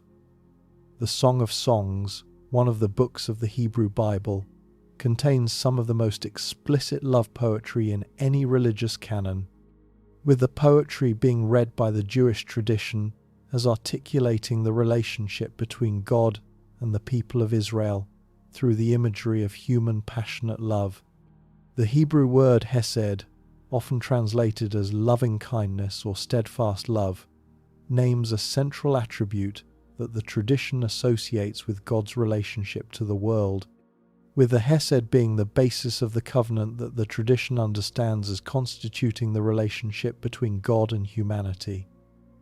The 20th century philosopher Martin Buber, in his 1923 work I and Thou, articulated a framework in which the genuine encounter between persons is itself the form within which the relationship to God becomes accessible. The encounter that Buber called the I-thou relation, distinguished from the I-it relation in which the other is treated as an object, is the encounter in which the full presence of the other is met by the full presence of the self, with the encounter being itself the locus where the divine becomes manifest in human relationship. The ancient Greek philosophical tradition contains its own articulation of the centrality of love through Plato's Symposium, the dialogue in which various speakers articulate different views about the nature of eros. The speech of Diotima, the wise woman whose teaching Socrates relays in the dialogue, has been one of the most influential treatments of love in Western philosophy. Diotima's framework presents love as the longing for the eternal that draws the soul through a sequence of stages, beginning with the love of particular beautiful bodies, moving through the love of beautiful souls and beautiful institutions and beautiful sciences, and culminating in the direct vision of the form of beauty itself. The framework has shaped subsequent Western thinking about love through its presence in Christian Platonism, in Renaissance philosophy, and in continued contemporary philosophical reflection on the nature of love. The recognition that love is itself a form of philosophical activity, that the longing for the beloved is at its deepest, the longing for the eternal that the beloved imperfectly manifests, has been one of the persistent themes in Western philosophical reflection on these questions.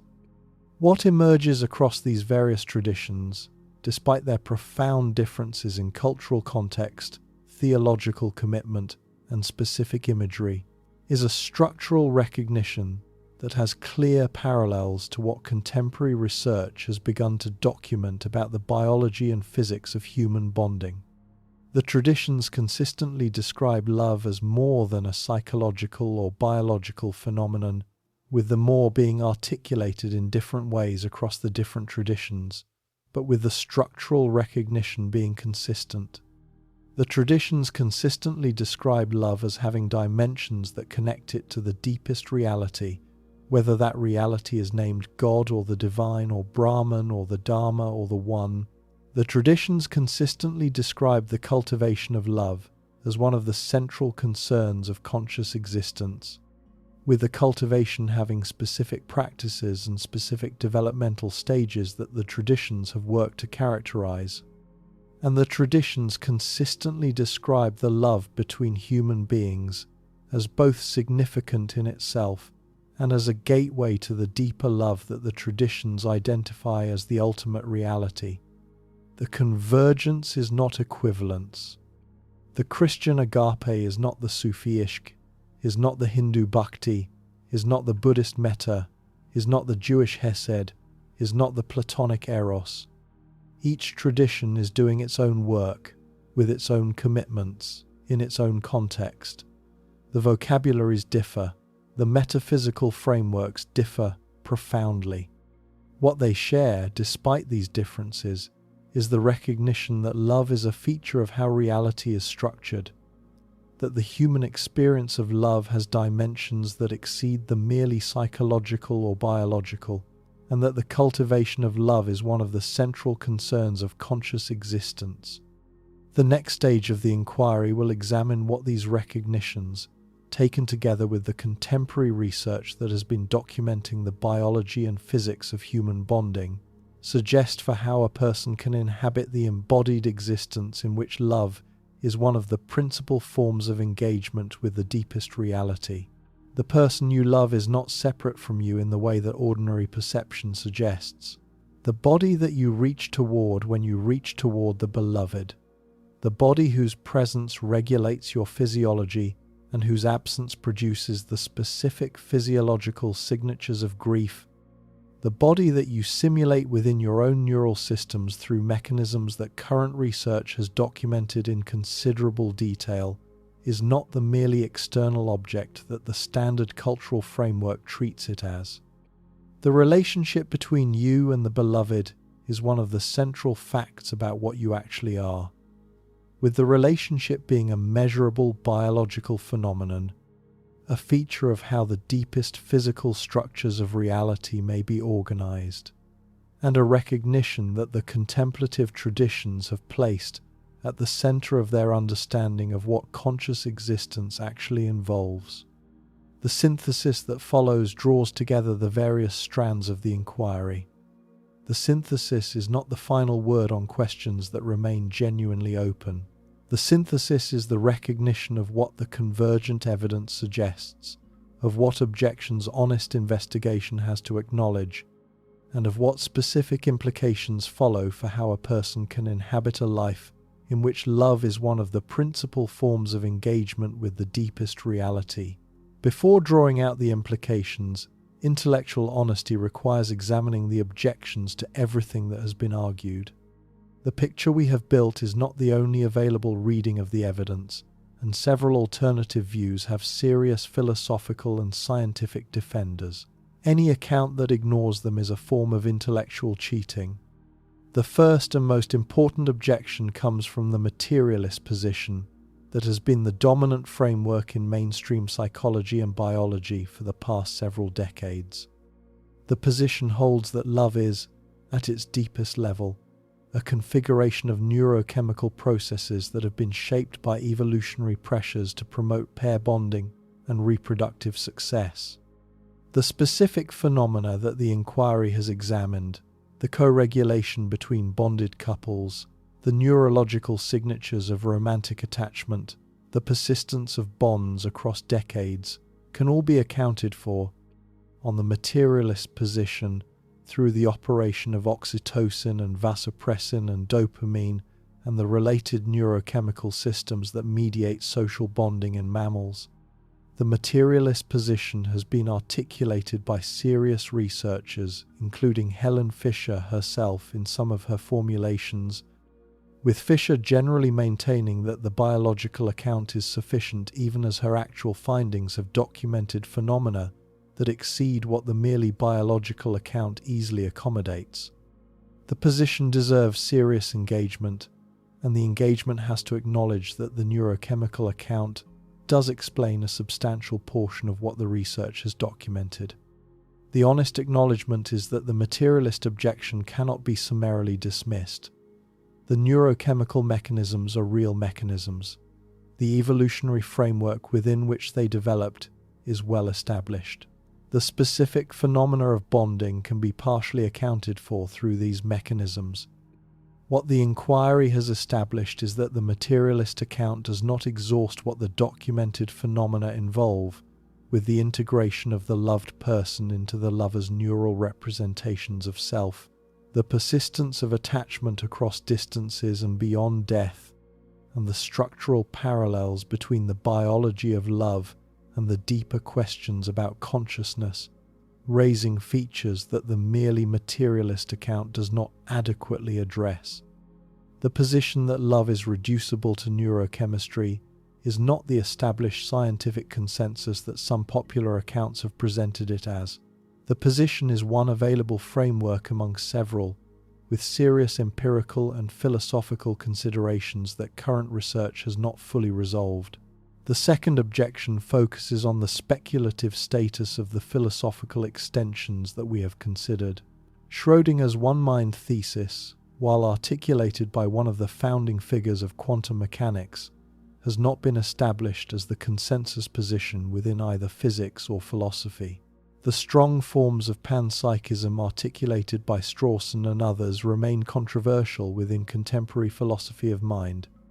The application of holographic principles and non-local correlations to questions about human bonding involves theoretical extensions that go beyond what the established physics directly supports. The honest acknowledgement is that the philosophical frameworks that have been examined provide resources for thinking about love beyond the materialist framework, but the frameworks do not by themselves establish that love is what these frameworks suggest it might be.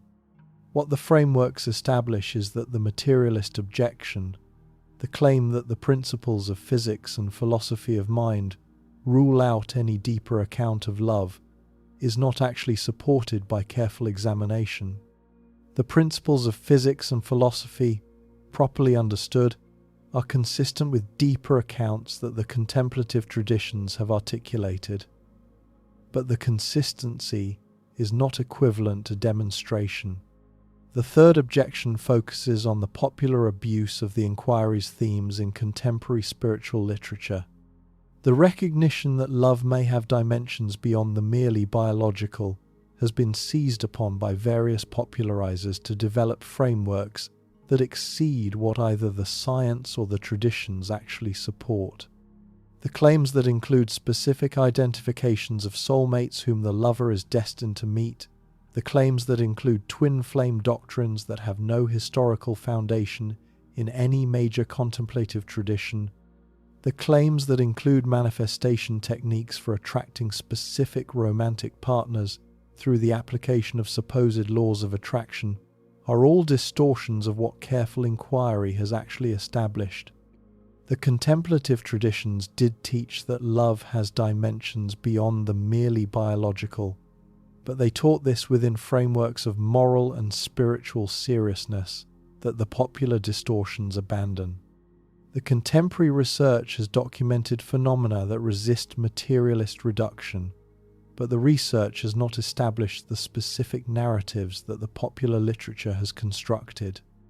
The honest engagement with these questions requires distinguishing what has actually been established from what has been added through cultural projection and commercial exploitation.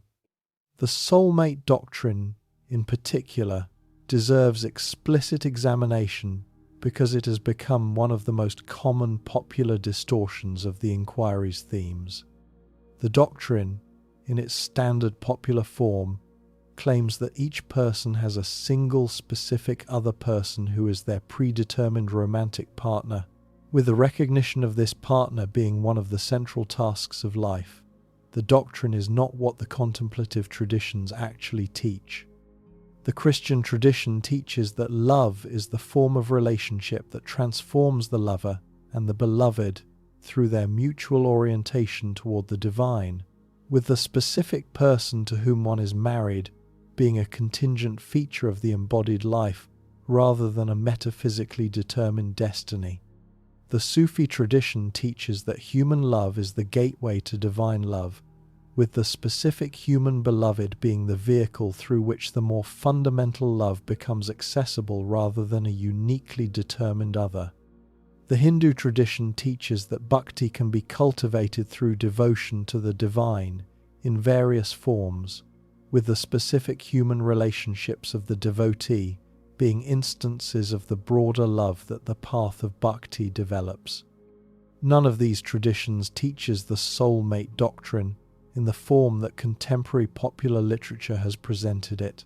The doctrine is a contemporary cultural construction that has been retrospectively projected onto traditions that have actually taught something different. The fourth objection concerns the difference between healthy and unhealthy forms of attachment. The traditions have all recognized that not every bond between human beings is a manifestation of the deeper love that the traditions have placed at the center of their understanding. Some bonds are mutually destructive, with the persons involved producing harm to each other through their attachment. Some bonds are fundamentally unequal, with one person being exploited by the other through the dynamics of the relationship. Some bonds are based on idealization that prevents the lover from recognizing who the beloved actually is, with the love being directed toward a projection rather than toward the actual person. The contemplative traditions have all developed resources for distinguishing the genuine love that they cultivate from the merely intense attachment that can mimic love while actually undermining the conditions for human flourishing. The popular literature on love often elides these distinctions, treating the intensity of feeling as the criterion of authenticity rather than as one feature among others that may or may not indicate genuine love. The honest engagement with the inquiry's themes requires preserving these distinctions with the recognition that the contemplative traditions have always taught that love is something more than the intensity of feeling, and that the cultivation of genuine love sometimes requires the moderation of intense feelings that are leading the lover away from what is actually loving. The fifth objection concerns the relationship between the various contemplative traditions whose articulations the inquiry has examined. The traditions are not equivalent, and treating them as if they were equivalent does violence to the specific commitments of each. The Christian doctrine of agape, with its specific claims about the divine love that exceeds and transforms the natural human capacities, is not the same as the Buddhist cultivation of metta, with its specific claims about the immeasurable quality that the practitioner develops through meditative discipline. The Sufi doctrine of ishq, with its specific claims about the love between the soul and the divine reality, is not the same as the Hindu doctrine of bhakti, with its specific claims about the devotional path to liberation. The differences matter. The differences are not surface features that can be dissolved into a common essence without losing what each tradition is actually saying. The honest engagement requires acknowledging the differences while also acknowledging the structural parallels, and the engagement requires resisting the temptation to construct a synthetic spiritual framework that combines elements from multiple traditions in ways that none of the traditions themselves would endorse. The sixth objection focuses on the temptation to use the inquiry's themes as a way of avoiding the difficulties of actual relationships. The recognition that love has dimensions beyond the merely biological can become a way of escaping into philosophical or spiritual abstractions, rather than engaging with the concrete person whose ordinary humanity is what the actual relationship involves. The contemplative traditions have all warned against this temptation in their own different ways. The Christian tradition has emphasized that the love of God is inseparable from the love of neighbor, with the abstract love of God being suspect when it is not accompanied by concrete love of the persons whose ordinary needs are immediately present. The Buddhist tradition has emphasized that compassion must be directed toward actual beings rather than toward an abstract conception of beings, with the concrete suffering of actual persons being the proper object of the practitioner's attention. The Sufi tradition has emphasized that the metaphorical love must be cultivated rather than bypassed, with the concrete human relationships being the practice through which the deeper love becomes accessible. The honest engagement with the inquiry's themes requires holding the recognition of love's deeper dimensions together with the engagement with actual persons in their ordinary humanity, rather than allowing the former to function as an escape from the latter. The seventh objection concerns the danger of using the inquiry's themes to justify the persistence in unhealthy relationships. The recognition that bonded couples form distributed physiological systems can be misused to argue that any relationship, however damaging, must be preserved because of the depth of the integration that has been established. The recognition is not what the inquiry has been arguing for, and the misuse has to be addressed directly.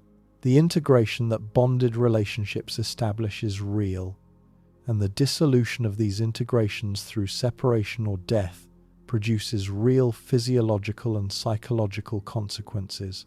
But the existence of integration does not entail that the integration should be preserved at any cost. Some relationships are damaging enough that their dissolution, while painful in the immediate term, is the condition for the longer-term flourishing of both persons involved. The contemplative traditions have all recognized this, with each tradition developing resources for discerning when a relationship serves the cultivation of genuine love and when a relationship is functioning as an obstacle to such cultivation. The honest engagement with the inquiry's themes requires preserving the recognition that genuine love is sometimes the love that releases the beloved into the freedom that the relationship has been preventing, rather than the love that holds the beloved within the relationship at any cost.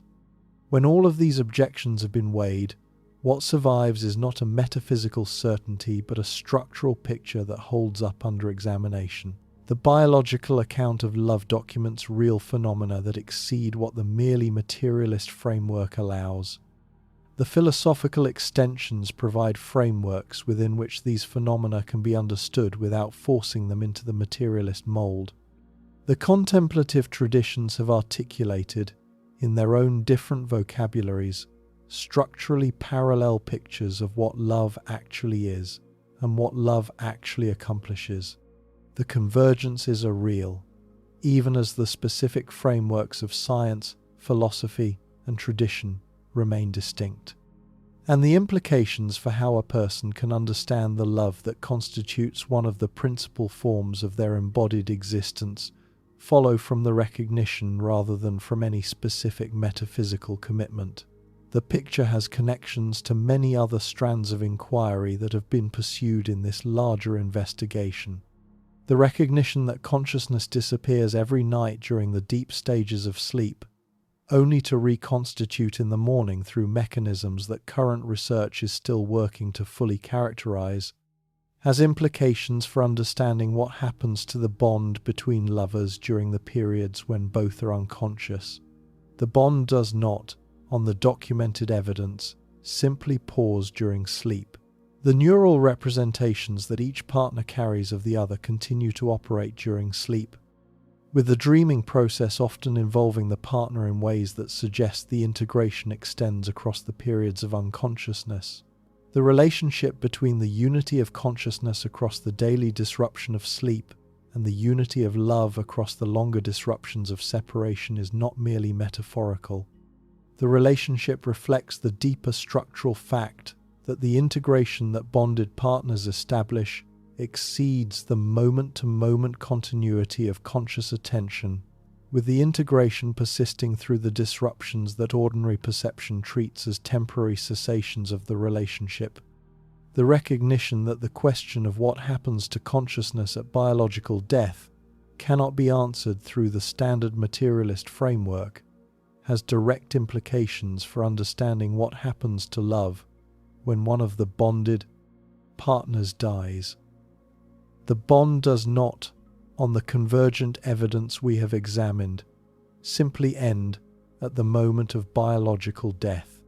The neural representations that the surviving partner carries of the deceased continue to operate, with the operation being progressively transformed across the period of grieving rather than simply terminated.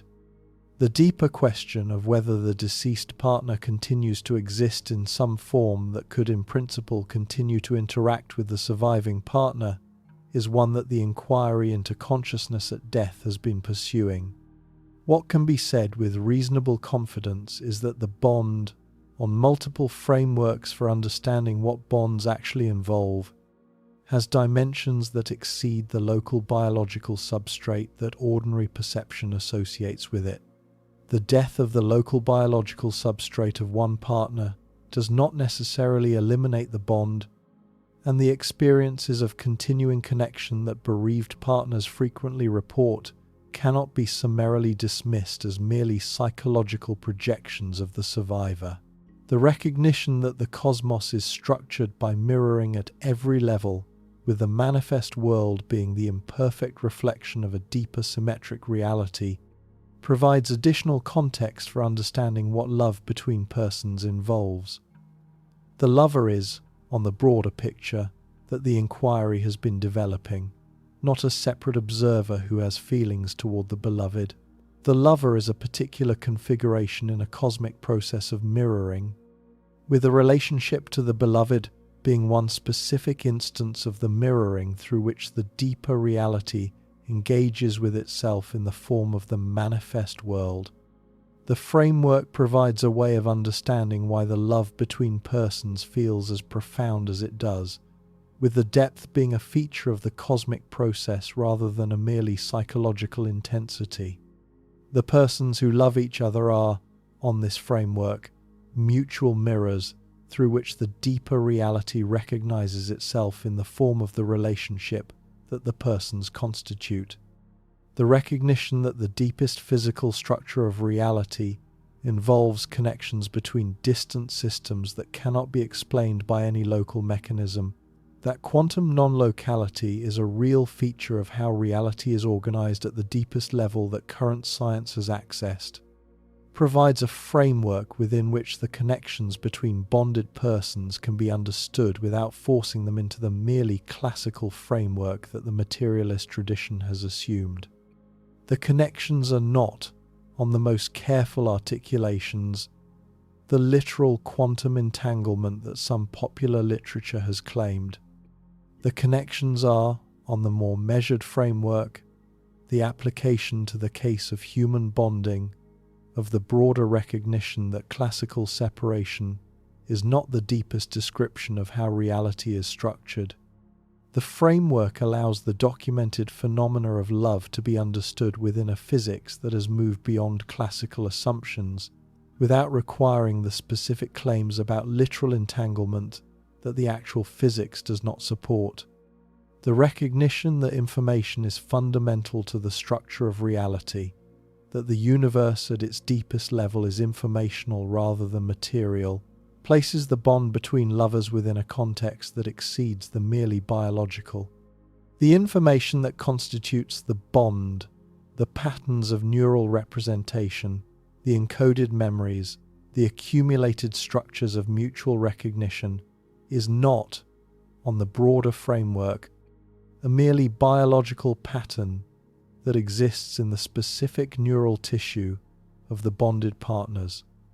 The information has features that participate in the broader informational structure of reality, with the conservation principles that physics has established for information, ensuring that the information cannot simply vanish, even when the specific biological substrate that carries it is dramatically transformed.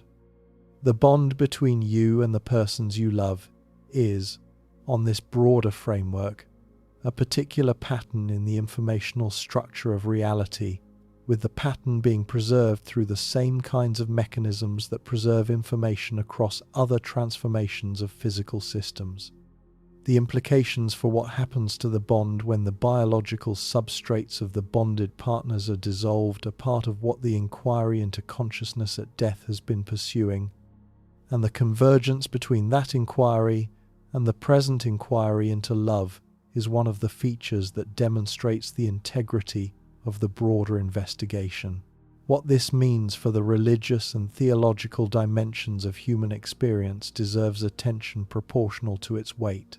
The Christian doctrine that God is love, articulated in the first letter of John, identifies the deepest reality with the very phenomenon that the inquiry has been examining.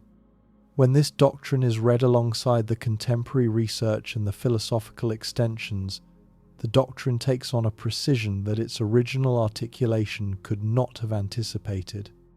The love that God is, on the Johannine articulation, is not merely a feature of the divine nature that the human person can dimly approximate. The love that God is the structural principle by which reality is organized, with the human experience of love being the form in which this structural principle becomes accessible to embodied human beings. The convergence between the doctrine and the contemporary findings is not coincidence on any plausible reading. The convergence is the consequence of the fact that the Christian tradition was attending carefully to features of reality that have a real basis in how reality is actually organized, with the technical resources for articulating this basis being beyond what the original tradition could provide, but consistent with what the tradition was pointing toward. The Sufi recognition that love is the principle by which the cosmos comes into existence and continues to be sustained articulates a parallel insight in different vocabulary. The Hadith of the Hidden Treasure, with its declaration that the divine reality created creation through love, captures the recognition that love is not added to the structure of being, but is itself the structural principle.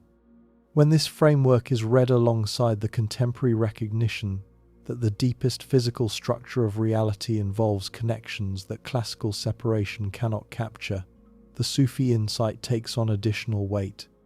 The love that the Sufi tradition has placed at the center of its metaphysical framework is, on this convergent reading, not merely a religious doctrine that requires faith for its acceptance. The love is the structural feature of reality that the contemporary physics is beginning to articulate in its own different vocabulary, with the Sufi tradition having recognized this feature through its own different methods, across more than 1,000 years of sustained reflection. The Hindu doctrine of bhakti, as one of the principal paths to liberation, provides a complementary framework for the same structural insight. The devotional love that bhakti develops is, on the Hindu framework, not a sentimental attachment to a particular deity, but the cultivation of the relational orientation that constitutes the deepest reality. The framework allows the various forms of devotional practice to be understood as preparations for the recognition of the universal love that is the deepest reality, with the specific deity who is the object of devotion being the form through which the universal love becomes accessible to the particular devotee. The framework has substantial parallels with the Christian and Sufi articulations, and the convergence between the three traditions on the recognition that human love is the gateway to divine love is one of the structural features that the inquiry has been examining. These traditions, taken together with the contemporary research and the philosophical extensions, converge on a practical orientation that bears on what to do with the recognition that has been the subject of the inquiry. The orientation involves a different relationship to the persons we love than the relationship that the standard materialist framework allows. The traditions have all developed practices that cultivate this different relationship, and the practices have served, across thousands of years, as the means by which the recognition is transmitted from one generation of practitioners to the next. There are particular practices that the contemplative traditions have developed for this kind of cultivation, and they are simpler than they might appear. The first is the practice of contemplative attention to the persons one loves. The traditions have all recognized that the ordinary mode of attending to loved ones is shaped by habit and by self-concern in ways that prevent the deeper recognition of who the beloved actually is. The practice involves the regular cultivation of attention that suspends the habitual patterns of self-concern and allows the actual presence of the beloved to be received without the filtering that ordinary attention imposes. The Christian practice of lectio divina applied to the relationship. The Sufi practice of regular zikr that includes the contemplation of the beloved as a manifestation of the divine. The Buddhist practice of metta bhavana directed first toward oneself and then towards specific loved ones and eventually toward all beings are all forms of the same basic recognition. The practice is not difficult in its mechanics. The practice requires only the willingness to attend, with regular discipline, to the persons one loves with a quality of attention that exceeds the ordinary distracted habit. A second practice draws on the Sufi recognition of the relationship between metaphorical and real love. The practice involves the deliberate cultivation of human love as the gateway to divine love, with the cultivation involving the attention to how the human relationship participates in the structure of relationship that the deepest reality fundamentally is. The practice does not require any specific religious commitment in the strong sense. The practice requires only the willingness to engage human relationships with the awareness that they are not merely contingent attachments but are participations in something more fundamental. The practice transforms the relationships themselves over time, with the transformation involving the gradual recognition of dimensions of the relationship that ordinary attention does not encounter. A third practice involves the conscious cultivation of love that extends beyond the bonded partnerships. The Buddhist practice of metta bhavana, the Christian practice of love of neighbor, the Sufi cultivation of love that ultimately extends to all of creation, are all forms of the recognition that love is not merely the attachment to specific others, but is the orientation toward all beings that the contemplative life develops. The practice does not require the dissolution of specific attachments.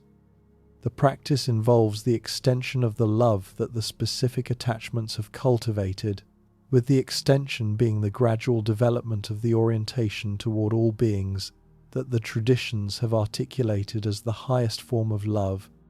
A fourth practice addresses the specific situation of grief and bereavement. The traditions have all developed resources for engaging the loss of a bonded partner, and the resources have features that the contemporary research has begun to confirm. The practice involves the recognition that the bond does not simply end at the moment of biological death, with the continuing operation of the bond being one of the features of grief that the practice can engage rather than resist. The Christian practice of prayers for the deceased, the Tibetan practice of bardo guidance, the Islamic practice of recitations on behalf of the dying, the Hindu practice of supporting the dying with sacred names, are all forms of the same basic recognition. The practice provides specific channels through which the relationship continues to operate, with the channels being structured by the religious framework, but with the underlying recognition being available to practitioners of any specific framework. A fifth practice involves the cultivation of love that has been damaged or distorted in the specific relationships of one's life. The contemplative traditions have all recognized that love is not merely something that occurs naturally, but is something that requires cultivation, with the cultivation being particularly important in cases where the love has been damaged through misunderstanding, betrayal, or the ordinary accumulation of resentments that can develop in long relationships. The practice involves the deliberate work of repair, with the work being grounded in the recognition that the relationship has dimensions beyond the immediate damage. The Christian practice of forgiveness, the Buddhist cultivation of forgiveness as one of the practices of the Bodhisattva path, the Sufi recognition that the ego must be released for the deeper love to become accessible, are all forms of the same basic work. The practice is not the denial that damage has occurred. The practice is the engagement with the damage in light of the recognition that the relationship is something more than the damage, and that the something more is what the practice serves. These practices are simple, but they accumulate. Practiced over time, they shift the relationship between the lover and the beloved. The relationship becomes less an attachment that has been formed and more a participation in something that exceeds either of the persons individually. The attention to the relationship becomes less an occasional engagement and more a continuous orientation that informs how the lover lives. The shift is not dramatic in any single instance. The shift is the gradual deepening of relationship with the structural feature of human existence that the contemplative traditions have placed at the center of their inquiries, and that contemporary research is now in a position to engage with the seriousness it deserves. This is what the inquiry has been pointing toward. Not a doctrine, not a system, not a framework that has to be believed. A recognition that the love that constitutes one of the principal forms of your embodied existence is not what the dominant cultural framework has trained you to take it as. A recognition that the persons you love are not the separate objects that ordinary perception suggests, but are participations in something more fundamental that the embodied relationship makes accessible. A recognition that the cultivation of love is one of the central concerns of conscious existence, that the cultivation can be practiced through the methods that the traditions have developed across thousands of years, and that the cultivation has effects on the embodied life that you currently have. The question of whether the philosophical and contemplative frameworks that have been examined are correct in their strongest forms is a question that no current investigation can answer with full certainty. The question of how you can inhabit the relationships in your life in light of the recognitions that the inquiry has pointed toward is a question that you are in a position to answer through the choices you make and the practices you cultivate. The body that reads these words is currently regulated by other bodies. The persons you love are physiologically integrated with you through mechanisms that current research has documented in considerable detail. The bond between you and them has features that exceed what the merely materialist framework can accommodate, with the features pointing toward the deeper structures of reality that physics and philosophy and the contemplative traditions have all been working to articulate. None of this is hypothetical.